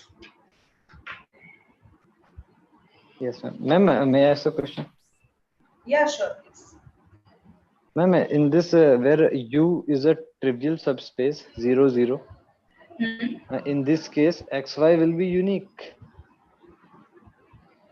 No, means, yeah, in this case it will be unique because I want to shift it to this point, exactly this point. Yes, ma'am. And we cannot use any other XY. Yeah. To shift In to this exactly case it is that point. unique. Yeah. Our aim is to find a subspace U such that I can write it as affine space as V plus U. So yeah, when U is 0, 0, here the V will be unique.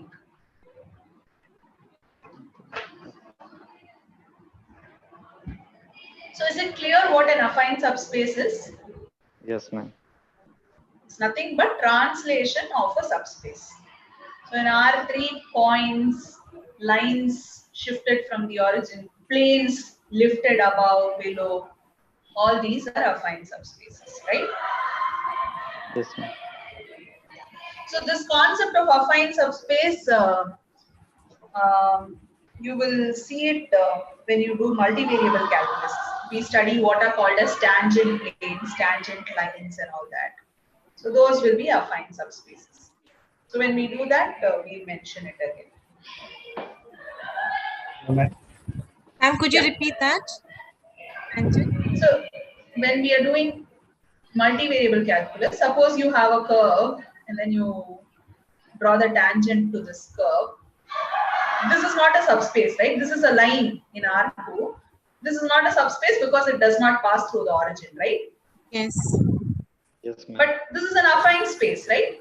You can find a line Yes, passing through the origin. Yeah. Yes. So all tangent lines, tangent planes, and all those are affine subspaces. Just Affine geometrical subspace. example. Okay. Oh. Yeah, there was someone with a question, right? Or no? Okay. So now let's get back to our previous week, week 3, I guess. So you have a system of linear equations. If B is equal to 0, what is it called? Homogeneous system of equation. Yeah, this is a homogeneous system of linear equations. And we know that this always has a solution, right? Yes, ma'am. 0, 0. Yeah, ma'am. 0. It always has a solution. It either has a unique solution or it has infinitely many solutions. Many solutions. Yeah. So let's consider the set of solutions of Ax is equal to 0. So S is equal to set of all x such that Ax is equal to 0. Have you seen this set? Is this something special? Null space. Null space. Yeah. So this is the null space of the matrix A. So this is the null space of A. And what do we know about the null space? It's perpendicular to. Is there something else? Okay. No, it's a subspace, right? Yeah. Yes, ma'am. Subspace. Yeah, it contains the 0 vector, and if you add to any vectors in this set, it's still going to be in the set. If you multiply it with any real number, it's still Yeah. Yes, ma'am. So this is a subspace. So is this also an affine space? Yes, ma'am. Yes, ma'am. Yes. Okay. So now let's consider a non-homogeneous system. Should this always have a solution? No. No. So 3 possible cases: unique solution, infinitely many solutions, no solution is also possible. Yeah. Now, when you write Ax is equal to B, can you connect B and range of A? What is range of A? Set of solutions. No. Not set of solutions. What is range of a linear transformation? Or linear combination of the vectors, column vectors. Okay. Oh, you're coming to column vectors. Then fine. Okay. Then range is that. So range of a linear transformation is the set of all Tx such that x is in the domain, right? Yes, ma'am. Yeah. So if instead of the linear transformation, I can think of it as a matrix, right?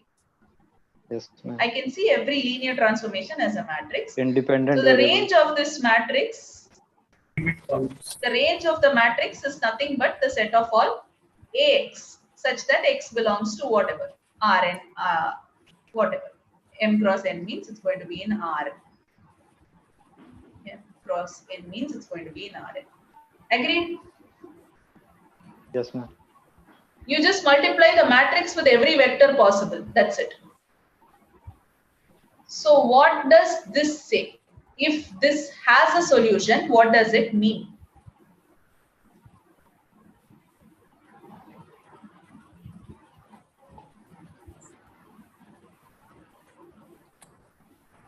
If this has a solution, then it means that B belongs to B is some element in this set, right?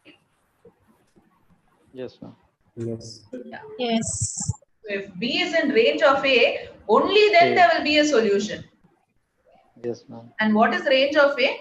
This is nothing but span of columns of A.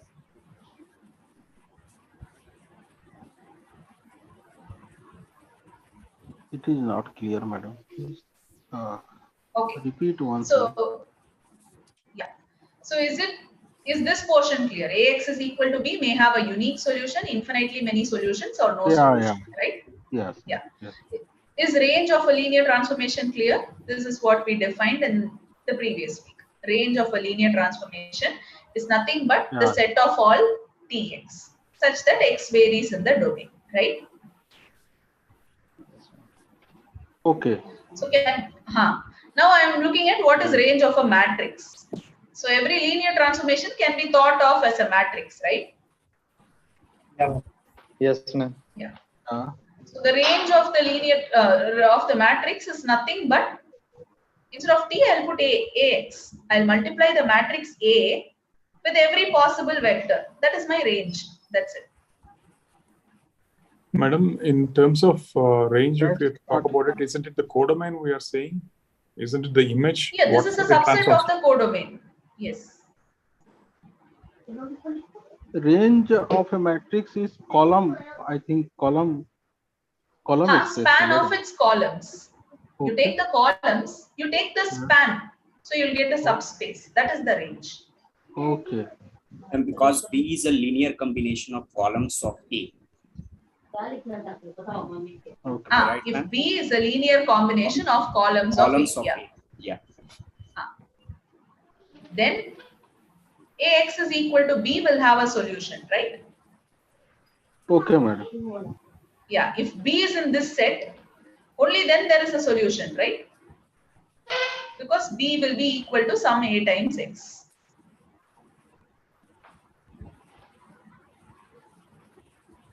See, what is happening when you multiply a matrix with a vector? 1, 2, 0, 1. So when you multiply this matrix with x1, x2, so you have a vector x1, x2. What is happening to this x1, x2 when you multiply with this matrix? It's becoming x1 plus 2x2. 2x2 and x2. Okay, so let's put some number 1, 2. Where does 1, 2 go to? 1 plus 4, 5, 2. It's going to 5, 2. Oh, 5, 2. 5 here, 2. Right? So the matrix is shifting this point to this point. Right? Yes. Okay. So take some other point. Minus 1, 1. Minus 1, 1. Where does this point go to? So this point has gone to this point now. Where does minus 1, 1 go to? Minus 1, 2. Minus 1 plus 2. 1, 1. It goes to 1, 1, right?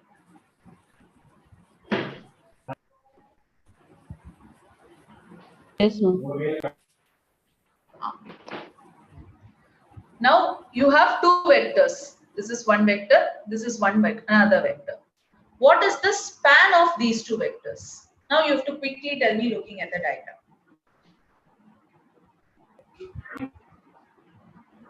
Are these two vectors linearly independent or dependent? Independent. Independent, ma'am. Why is it independent? Which one, ma'am? The 1, 2 and 5, 2? No, 5, 2 and 1, 1. Linearly independent. Yeah. Why is it independent? Rank. Exactly. They are not on the same line, right? Yeah. Yeah.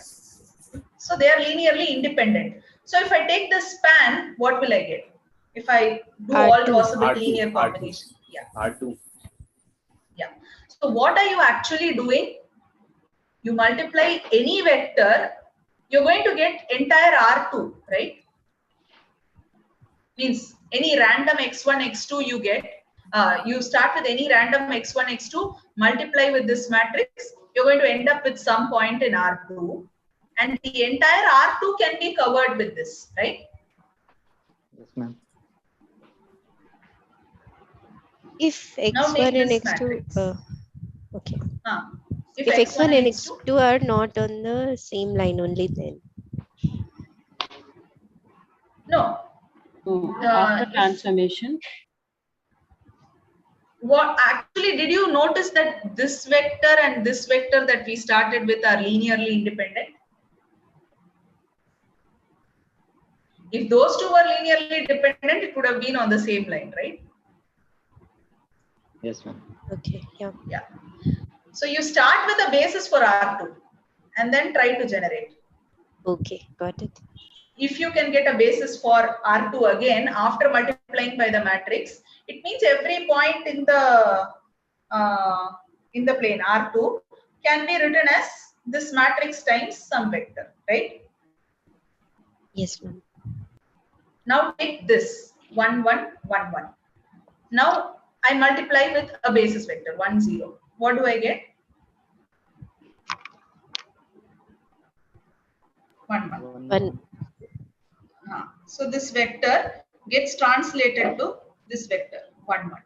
What about the other basis vector 0, 1?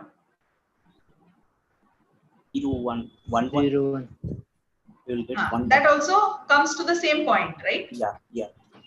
Yes. So whatever vector I multiply, it's going to lie on this line, right? Yeah, ma'am. You can see that easily. X1, X2 Yes, ma'am. is going to be X1 plus X2, X2. X1 plus X1 X2. plus Plus X2. x2. So both the coordinates are the same. So when I multiply any vector with this matrix, it's going to come and lie on this line, right? Yes. Yes. So if I take any other point outside this line, Ax is equal to B will not have a solution, right? Yes. Because if I multiply any vector with this matrix, it's going to come on this line. But if it's not on the line, then this is not going to have a solution, right?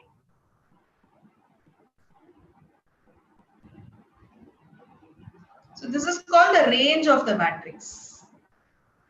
When you multiply any vector, all possible vectors with this matrix, where are you going to end up with? That is the range.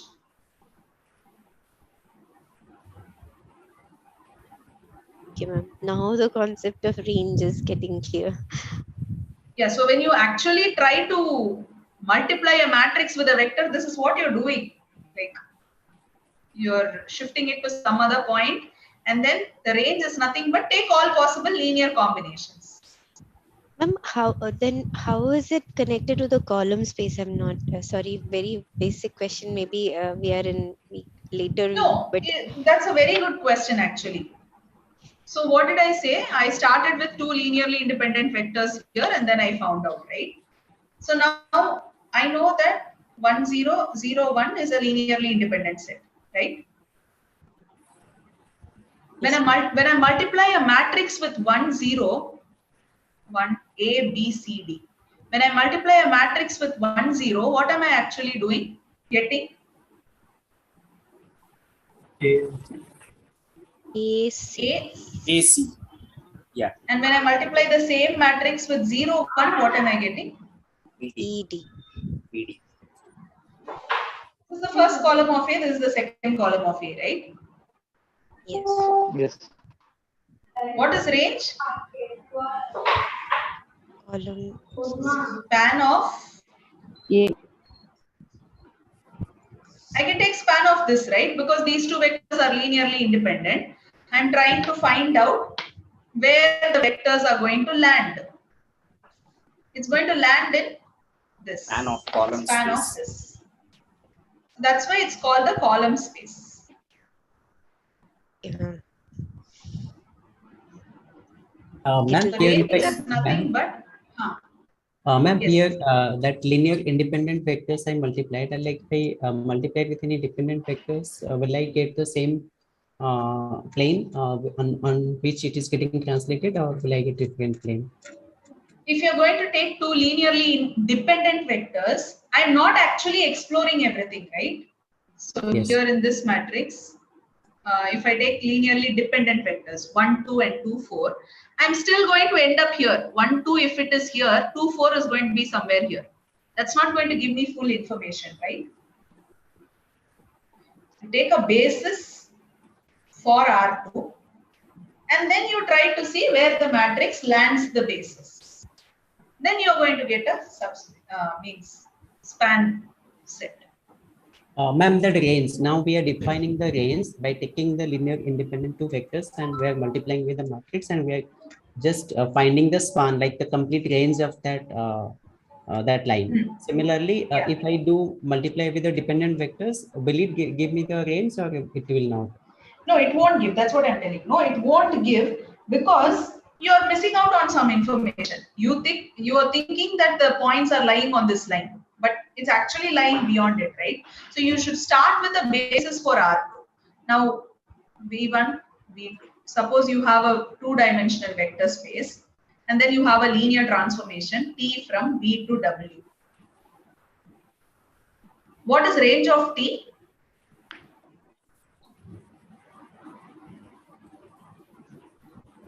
T of V such that V is in V. Right? Such that, yes, ma'am.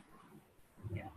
So now, do you agree that TV1 comma TV2 is a basis for the range?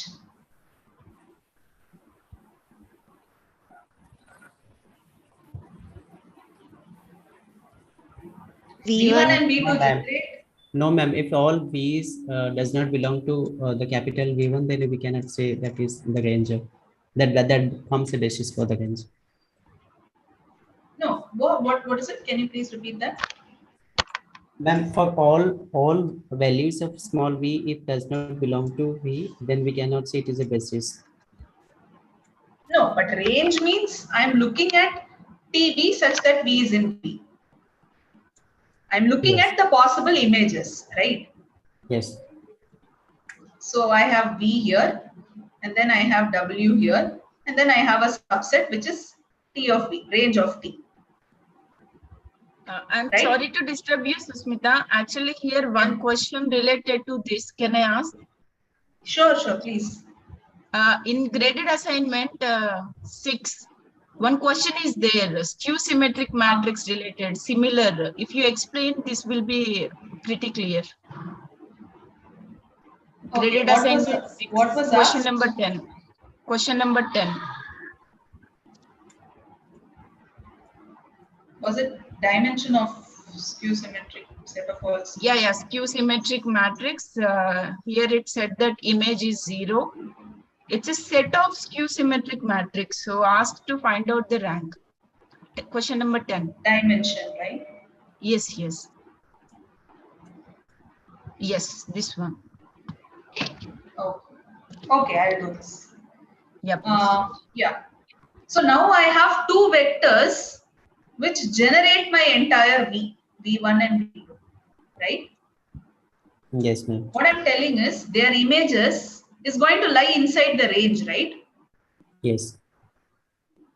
That's going to generate my entire range. It's pretty obvious, no? How will I find out T of V? I can write it as T of alpha times V1 plus beta times V2, because I know that this V is generated by V1, V2, right?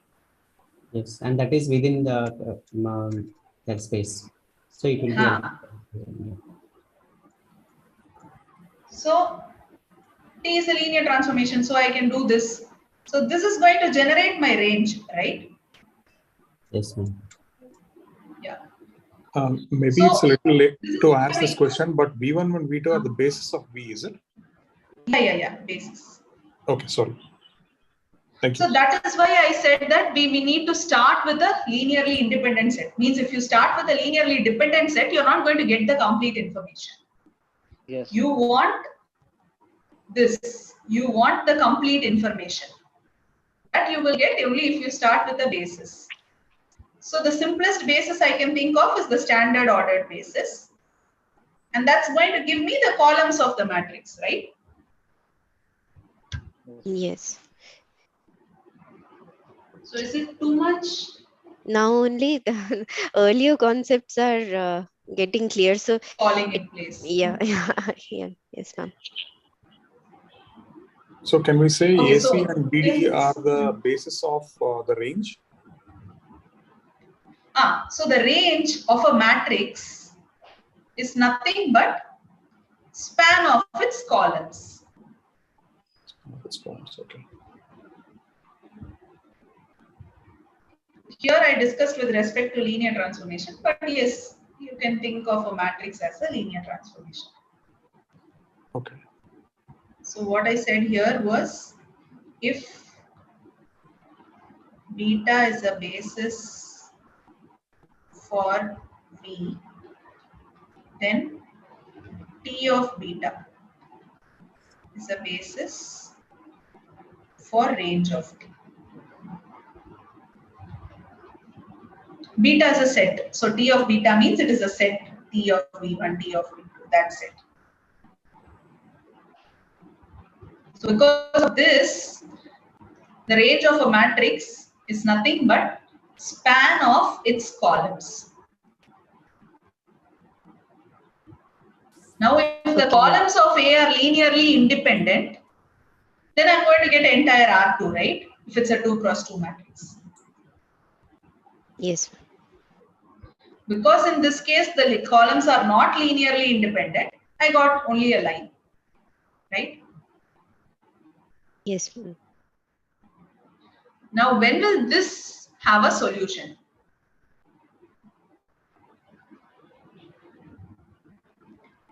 In this case, if B is on this line, only then AX is equal to B will have a solution, right? Because my AX is this. The set of all AX is this. Yes, ma'am. So if B is out of this line, then there won't be a solution. That is, if B is not in the span of columns of A, then there won't be a solution.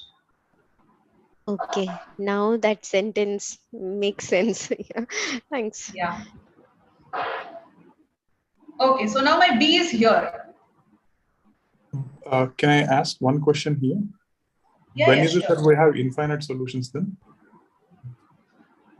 Infinitely many solutions means, you mean AX is equal to B has infinitely many solutions? Yeah, because then that means the lines are on top of each other. So is it an affine space with the translation of 0, 0, or how is that? Affine space with translation. Let me think. When will this have infinitely many solutions? Okay, if B is in the range of A, there is a solution. It may be a unique solution or infinitely many solutions. If B is not in the range of A, then there will be no solution.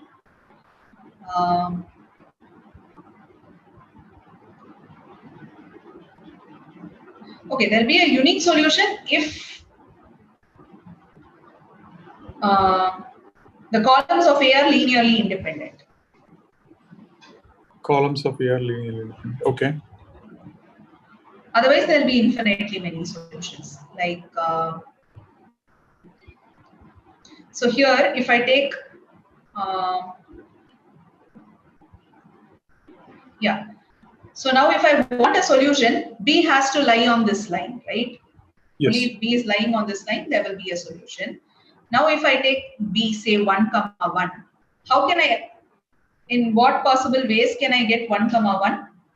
0, 1, 1, 0 or 1, 1. No, I want, yeah. I can put 0, 1, 1, 0 or any linear combination of 0, 1, 1, 0 to get 1, 1, right?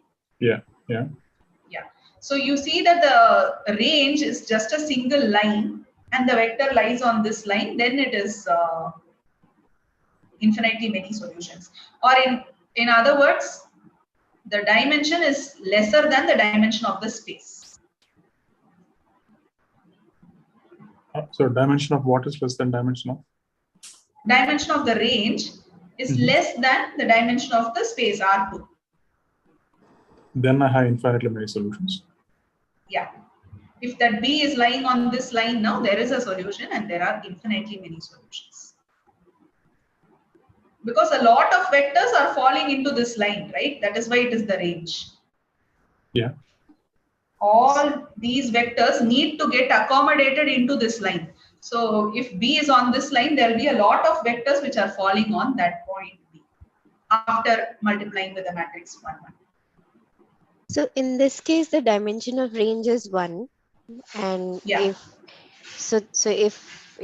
this is less than R2, so this is a case of infinitely many solutions, right? Yeah. Okay. If B is in range of A, then there will be a solution. You know all this, right? Because determinant of this matrix is 0. It should have infinitely many solutions, right? You already know this case. Yeah. If there is a solution, then there has to be infinitely many solutions.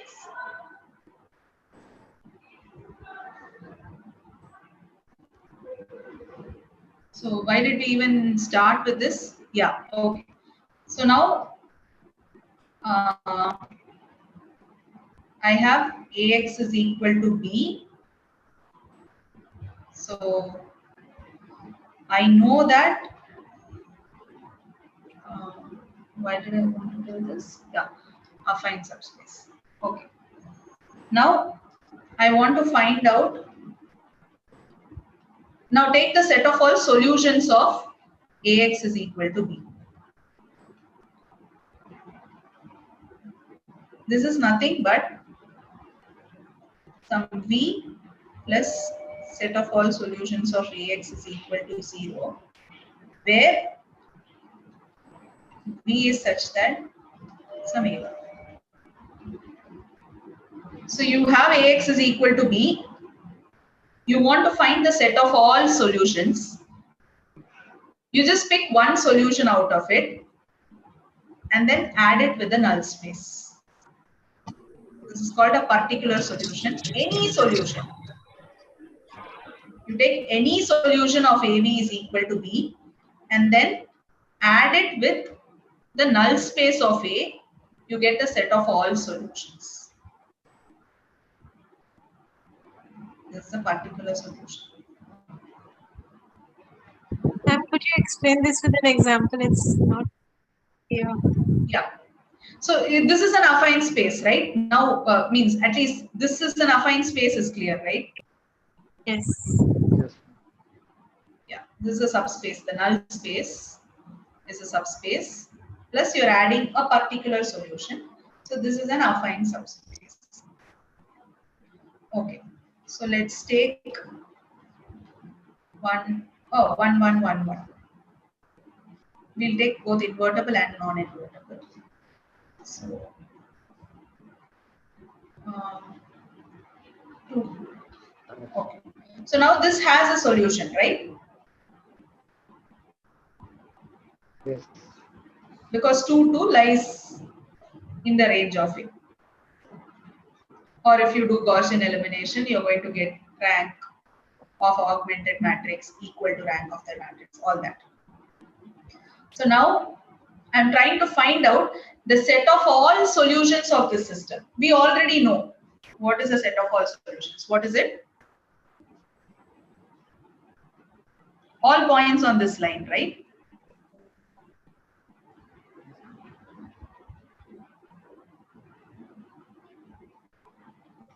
So that can be got by, can you tell me one solution to this system? 0, 0. 1, 1, comma 1. No, 0, 0 is not a solution, no? 1, comma 1. Okay. Or 2, comma 0. I'll take 2, comma 0. 2, comma 0, 0, comma 2. Yeah, 2, comma 0, 0, comma 2, all this. Plus, what is the null space of this?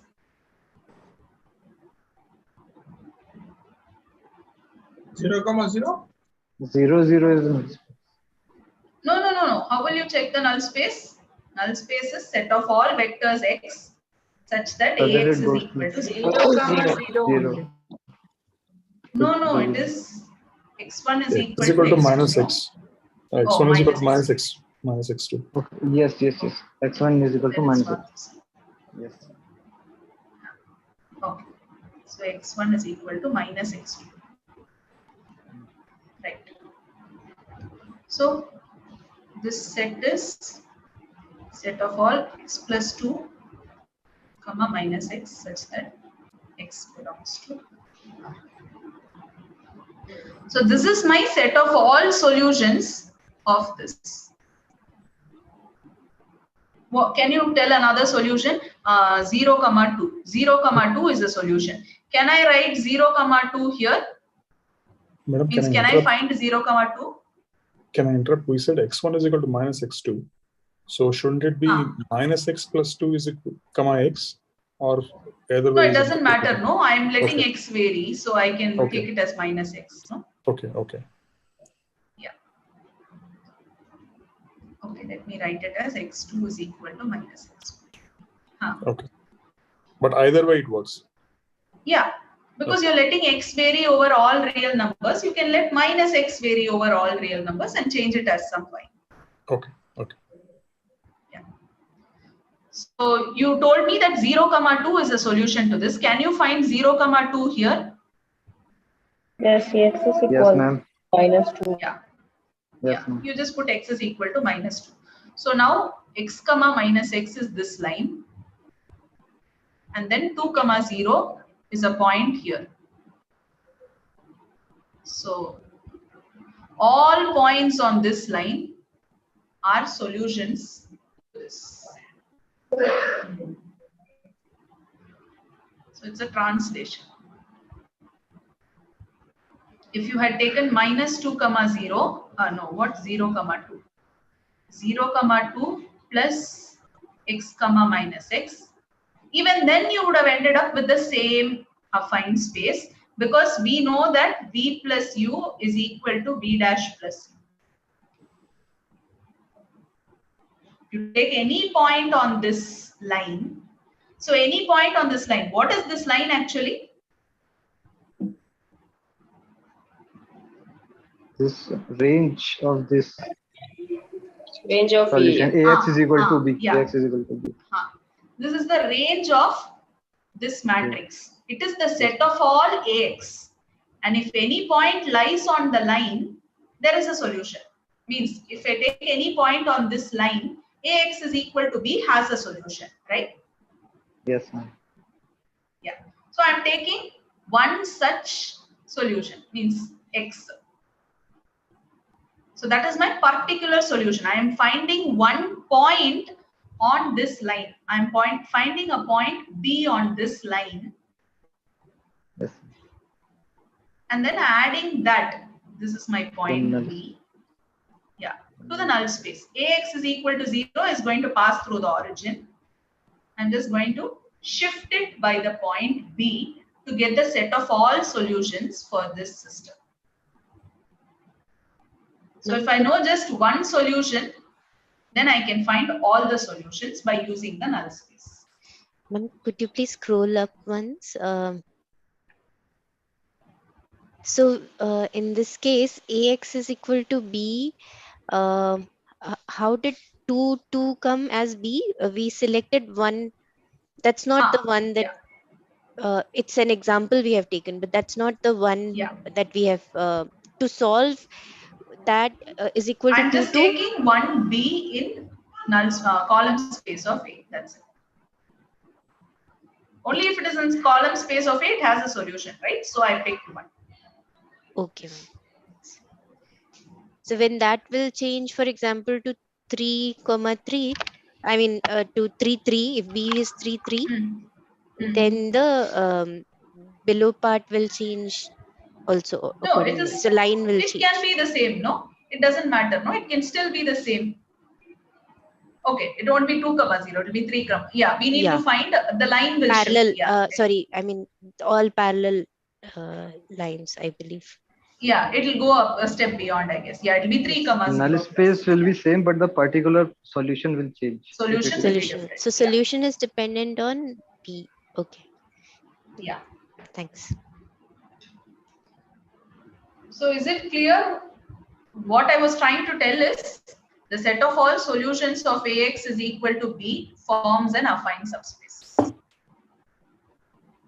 Yes.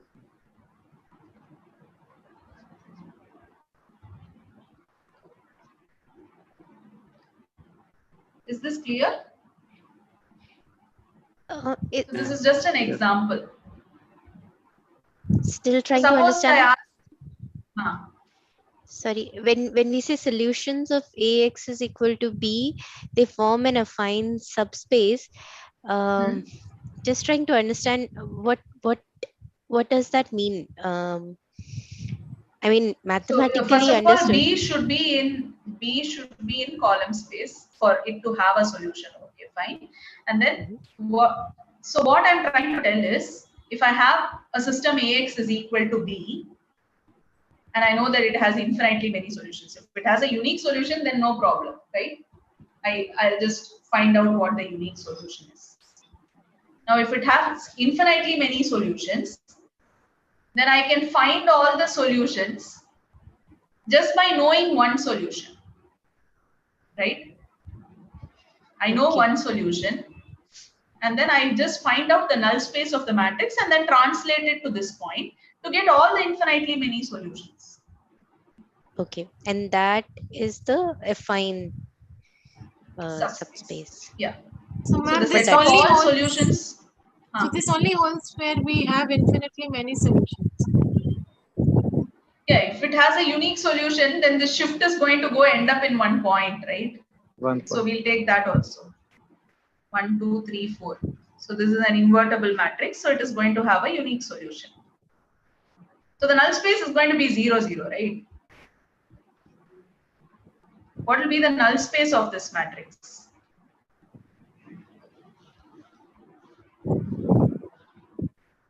Right? Yes, ma'am. Yeah. Yes, ma'am. Yes, ma'am. So if I want to find the unique solution, means if I want to find the set of all solutions, I need one solution, and I know that that one solution is the only solution, right? When the matrix is invertible. I want to find something like this. And if I have found it, that's it, right? There is only one solution. So it has to be that. But is there an affine subspace in that case also? Yeah. But that it is that the point, single no? solution. That point is the affine subspace. Okay. Yeah, yeah. Okay, thanks.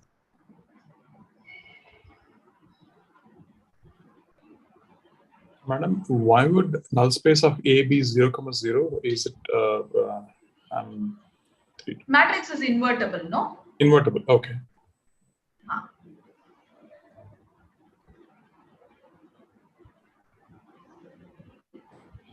Okay, do we proceed or stop?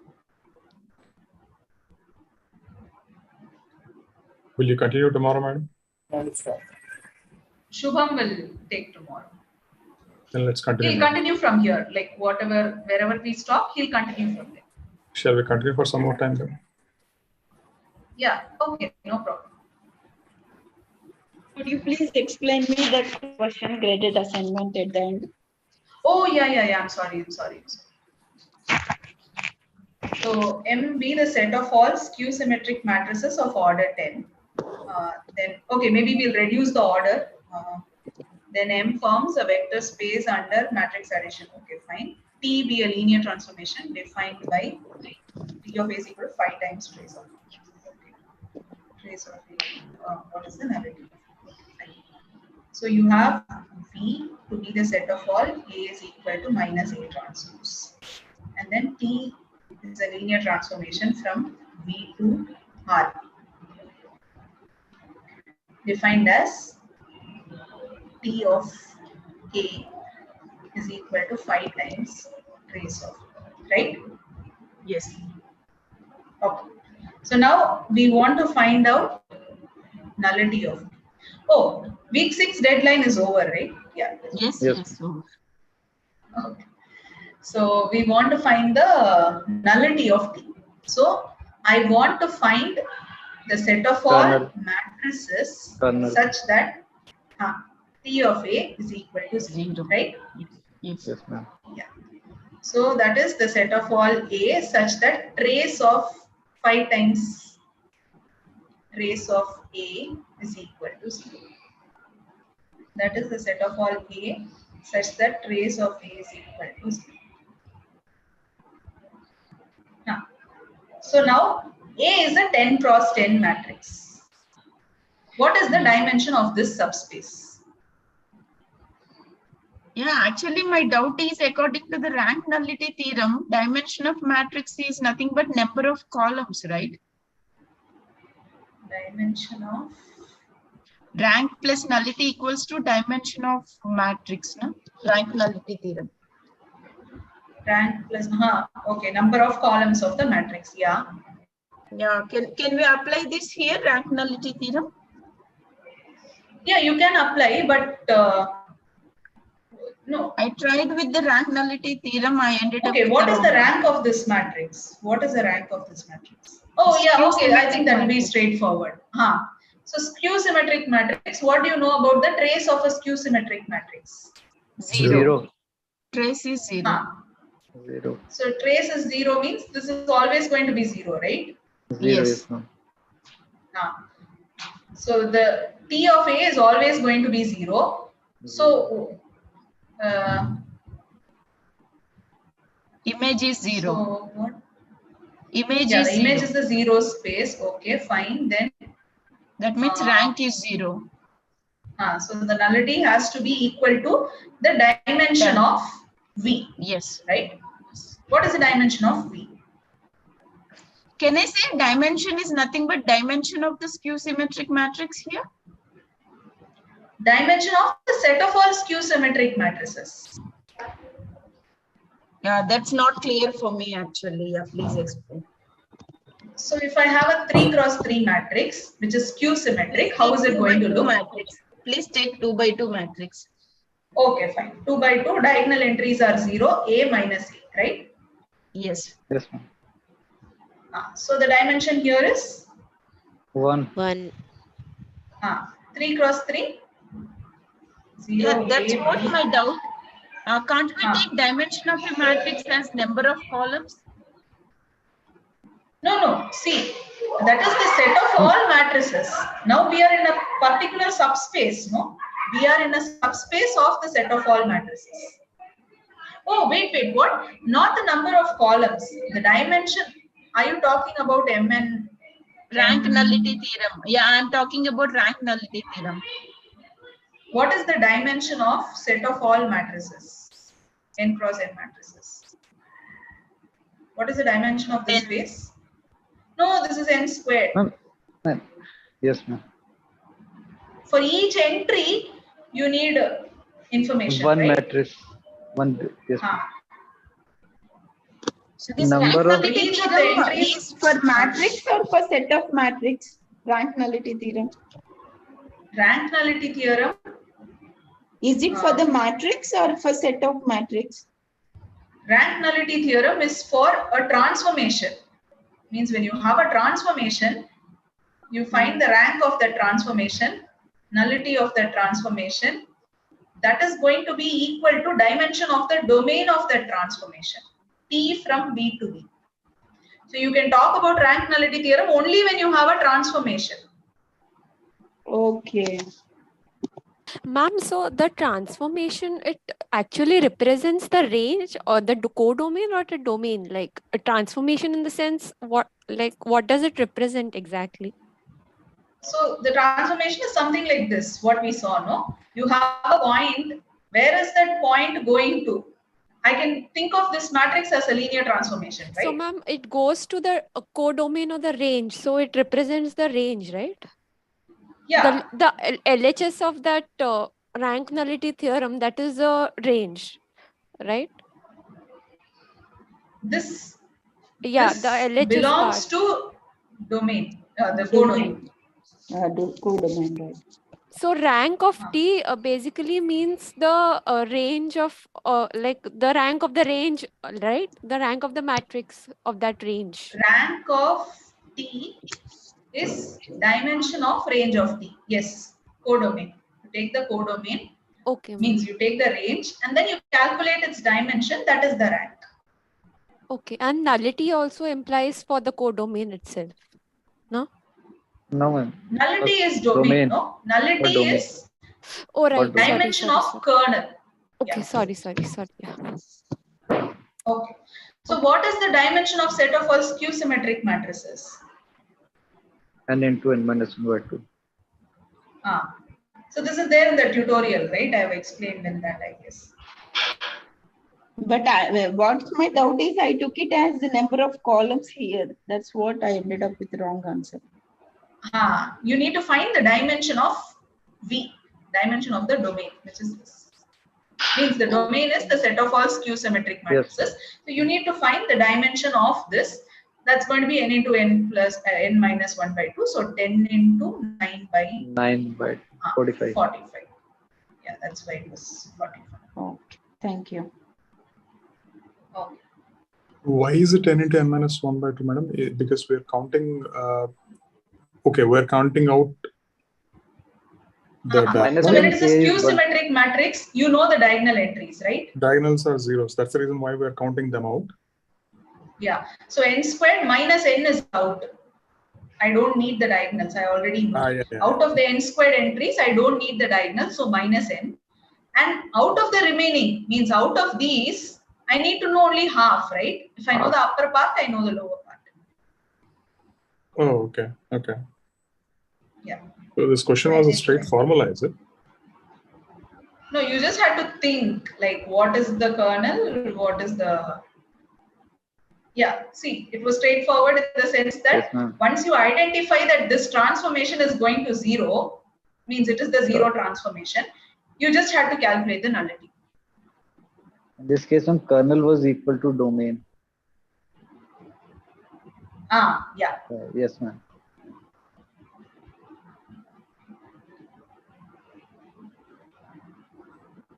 Okay. Ma'am, can you please scroll above where before this question? Yes, ma'am. In this, ma'am, here where the wherever null space was 0, 0, we get a unique solution. And whenever null space is not trivial, then we get entire set of infinitely many solutions. Is this observation correct? Yes. For all. Because if null space is 0, then the determinant is non-zero, right? And when the determinant is non-zero, we know there is a unique solution.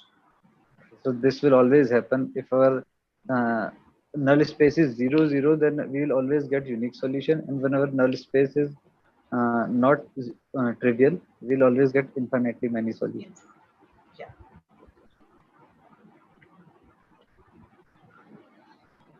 Okay. Thank you. So shall we continue? Yes, ma'am. Okay. So what is an affine mapping? So we had a subspace, and corresponding to that we had an affine subspace. So when we have subspaces, we can talk about linear transformations, and whatever is corresponding to that is an affine mapping, affine transformation. So how do you think an affine mapping is going to look? What will be the domain, codomain? If I have a linear transformation, domain, codomain are vector spaces, okay, or subspaces, say U, W, okay, fine. So for an affine mapping, it's going to be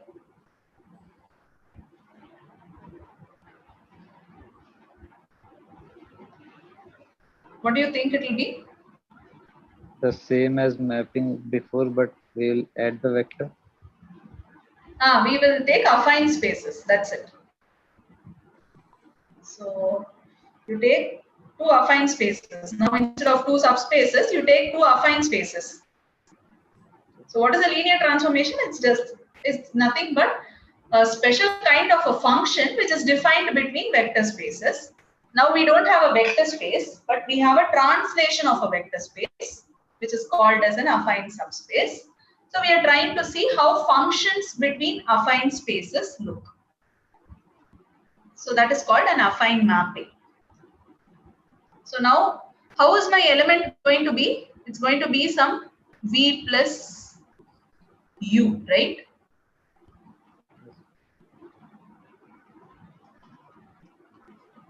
Because if I have an affine space, its elements are going to be some V plus capital U, right? Yes, ma'am. And here I'm going to have some V prime plus U prime, whatever is the space. So I'm taking an element in the domain V plus U. I want it to satisfy this V dash plus T of U. T of U makes sense, right? Because U is in the vector subspace. So I can talk about its image under the linear transformation T.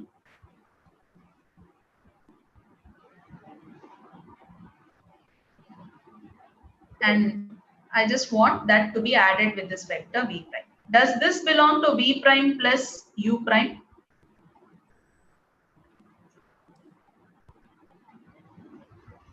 Ma'am, can you please repeat the second line? Can we do it step by step? Like if we say f of V plus U, V, if it is only f of V, it translates to V dash. Is that the one that we have to consider? Yeah, it will. Yeah, I'll start again. Okay, so we have a linear transformation. We have two subspaces, U and U prime. U is a subspace of, say, a vector space V. U prime is a subspace of a vector space W. And then I have a linear transformation between these two, U and U prime. Now, okay, so it doesn't start with U and U prime. It starts with two affine spaces L and L prime. There are underlying subspaces U and U prime, right? Yeah. Yes. This is V plus. Ma'am, will this to be parallel or it can be intersect also? No, it can be two different subspace. Means V is any vector space. V is say R2, W is R3. It can be anything. Okay, so it could be intersection also, right? These two means when you have a linear transformation, there is no connection between domain and codomain. No, it can be anything, right? Yes. The domain doesn't depend on the codomain. Codomain doesn't depend on. So it can be anything. So like that, I have two random affine subspaces L and L prime. I'm trying to see how will a map, a special kind of a map between these two affine spaces look like, which I called as the affine map. So I have two affine spaces. So L is an affine space, means it is some V plus U, where U is a subspace. This is domain, right? Yes. And L prime is an affine subspace, means it is some V prime plus U prime, which is the codomain.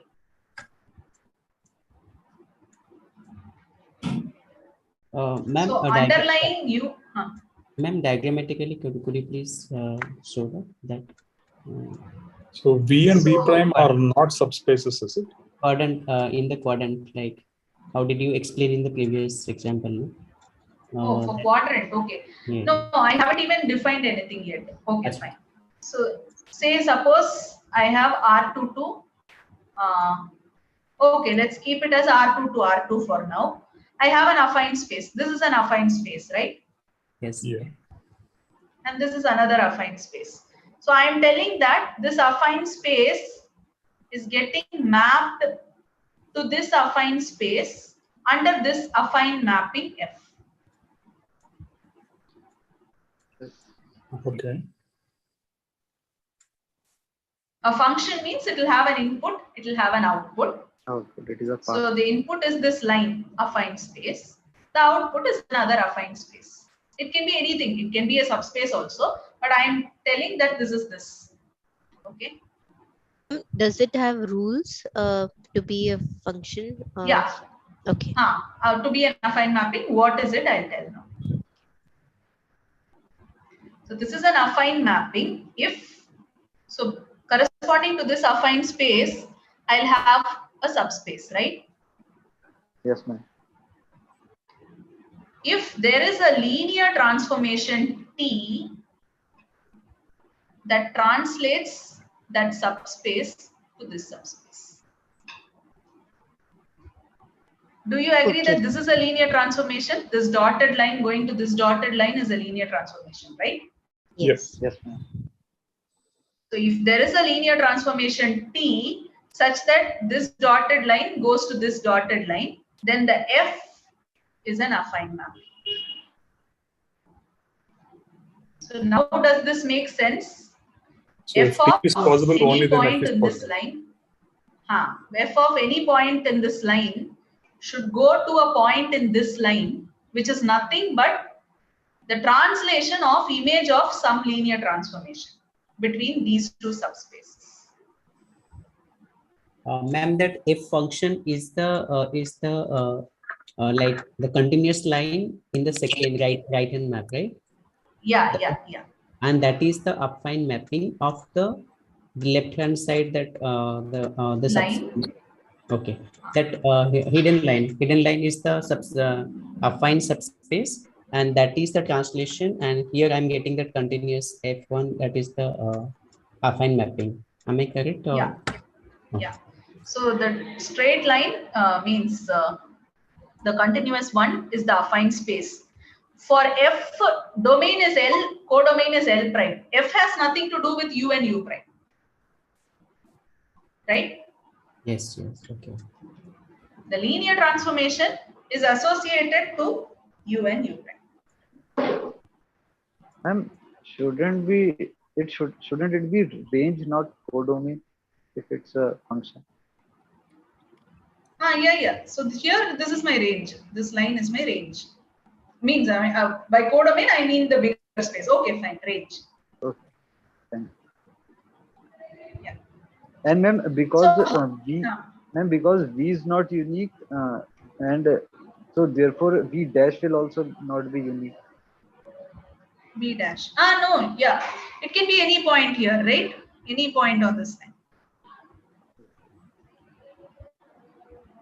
Oh, you mean to say F of V will go to V dash? This is yes. I mean, V need not be unique. Yes, ma'am. I am saying if we take V as, let's take for an example 1, 2. So after we apply F, we can get 2, 3. It doesn't need to be 1, 2 only. No. It can be, yeah. This can be a completely different vector. See, here this line is getting translated to this line. So that V prime is somewhere on this line. It need not even, means it is not on this line, right? It is on this line. Yes, ma'am. It can be any point on this line. Ma'am, now can you please explain what F V plus U is equal to V dash plus DU mean here? Yeah. So V plus U, what is the domain of F? This line, right? L. Yes. Any point on this line is going to look like V plus U, where U is a point on the dotted line, because it's an affine space. L is V plus capital U, that is the set of all V plus small u, where U belongs to U. You translate every point in U by a distance V, right? Yes. Not distance exactly, you add the vector V. So any point in L, the domain of F, is going to look like V plus U, where U is a point in this subspace U. Okay, yep. Yeah, I want all these points to go to this line, which is got by translating this subspace. And how did I get this subspace? By using a linear transformation from this U to this U. Okay. This T of U is image of U, image of T, right? Yes, ma'am. Right. This is a linear transformation. This is the image of the linear transformation, which is this dotted line. And I'm adding V prime. I'm shifting that to this line. V prime plus D of U. T of U. U is in U. So T of U is going to be in this line, U prime. from here to here.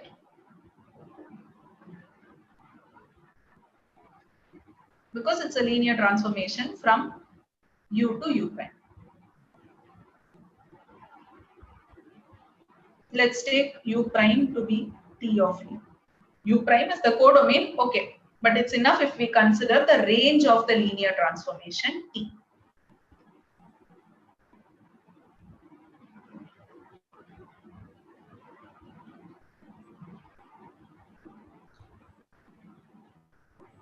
So is there a particular sequence to this, ma'am? For the affine subspace, we find the u and then translate the u to u prime and then move it to L prime, is it?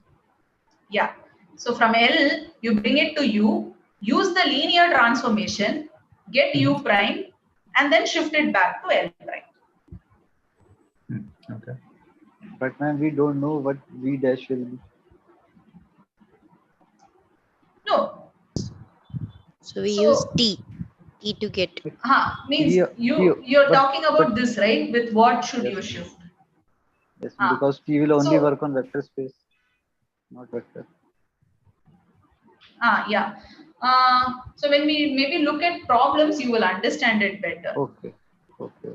Basically, we This have V prime you will get from L prime, no? You know L prime, no? Yes, ma'am. So you know L prime. Okay. From there you will get the V prime. Yeah. Okay. Okay.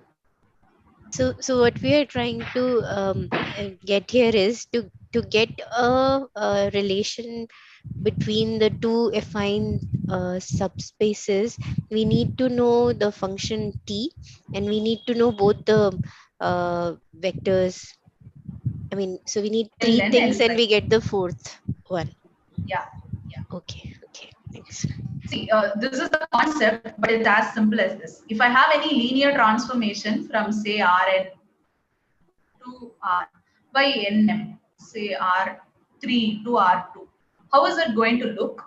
Any linear transformation. 2 by 3 matrix. That is fine. X, Y, Z is going to look something like this, right? Ax plus by plus cz, comma dx plus ey plus fz, right? Yes. Yes. It is going to have x, y, z. Coefficients may be 0. That's fine. But yes, it's not going to have x squared, y squared, or anything. It's not going to have any constant terms or anything, right? Yep. Yes, ma'am. How is my affine space going to look? How is my affine map going to look? Okay, this is going to be first of all, x, y, z. Say some v1, v2, v3 plus some x, y, z. But how is my map going to look?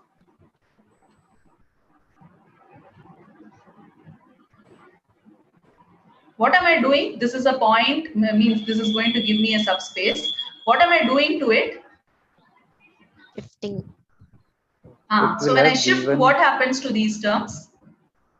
It will have v1, v2, and v3 added to these. Ax plus by plus cz plus v1. Right. Ax plus by plus cz plus I'm going to get a constant term, right? It need not be v1. I'm going to get one constant term. Yeah. So A, B, C. Let me call it A1, B1, C1, D1. A, B, C, 2, 1. Comma A2x plus B2y plus C2z plus D. Right? Yes. This is how a general linear affine map is going to look. Okay. So with the given points, if you can find out. Ma'am, like here on the left side, if u plus b I did, I made that one, affine translated. And once I go to the right side, how did you explain in the quadrant image?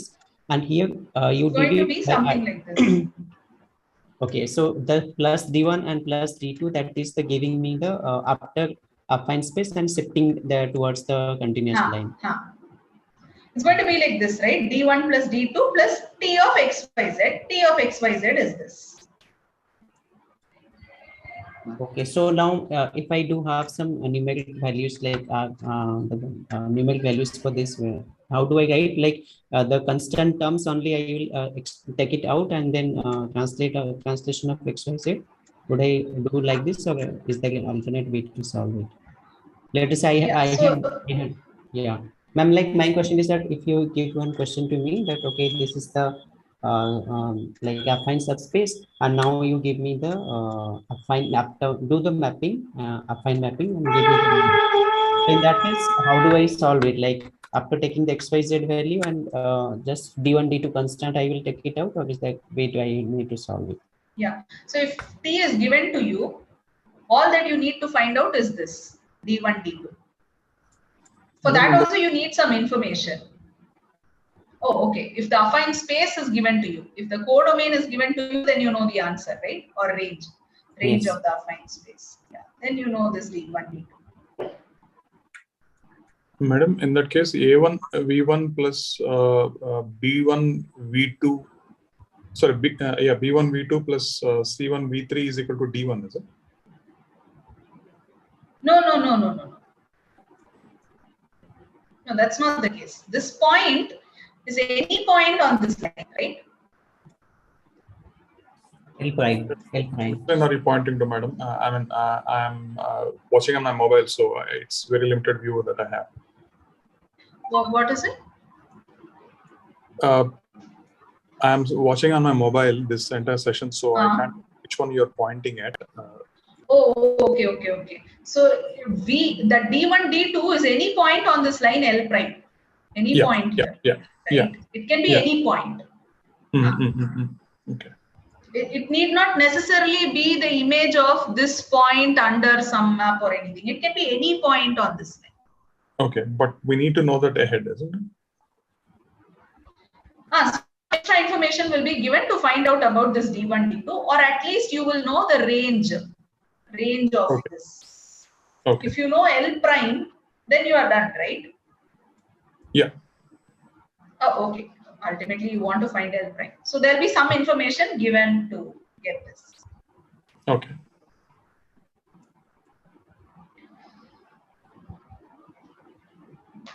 Okay, so maybe we'll stop here and problems related to this will be done. Yeah. Because I have to go take my dinner. Thank you very much, ma'am. Thank you very much, ma'am. Some concepts got clear today. Madam, one of these days, would you be able to help us with the other problems from week 6? Week 6 was catastrophe for me. Yes. Yeah, maybe I'll ask Shubham to finish off week 7 tomorrow because there's not much left. In fact, the session also may be small, and then Tuesday's session maybe we'll help you out with week 6. Ma'am, will you take a Tuesday session? Mostly Shubhajit will take. It's not yet decided. We haven't decided who's taking, but so weeks Tuesday maybe we'll keep it as week 6 and 7 doubts. Yeah. Okay. Thank you very much, ma'am. Thank you. Thank you. Good night. Good night. Ma'am, can you please upload this? Oh, Yeah. We'll do it. Thank you. Thank you, ma'am. Thank you. Thank you, ma'am. Thank you.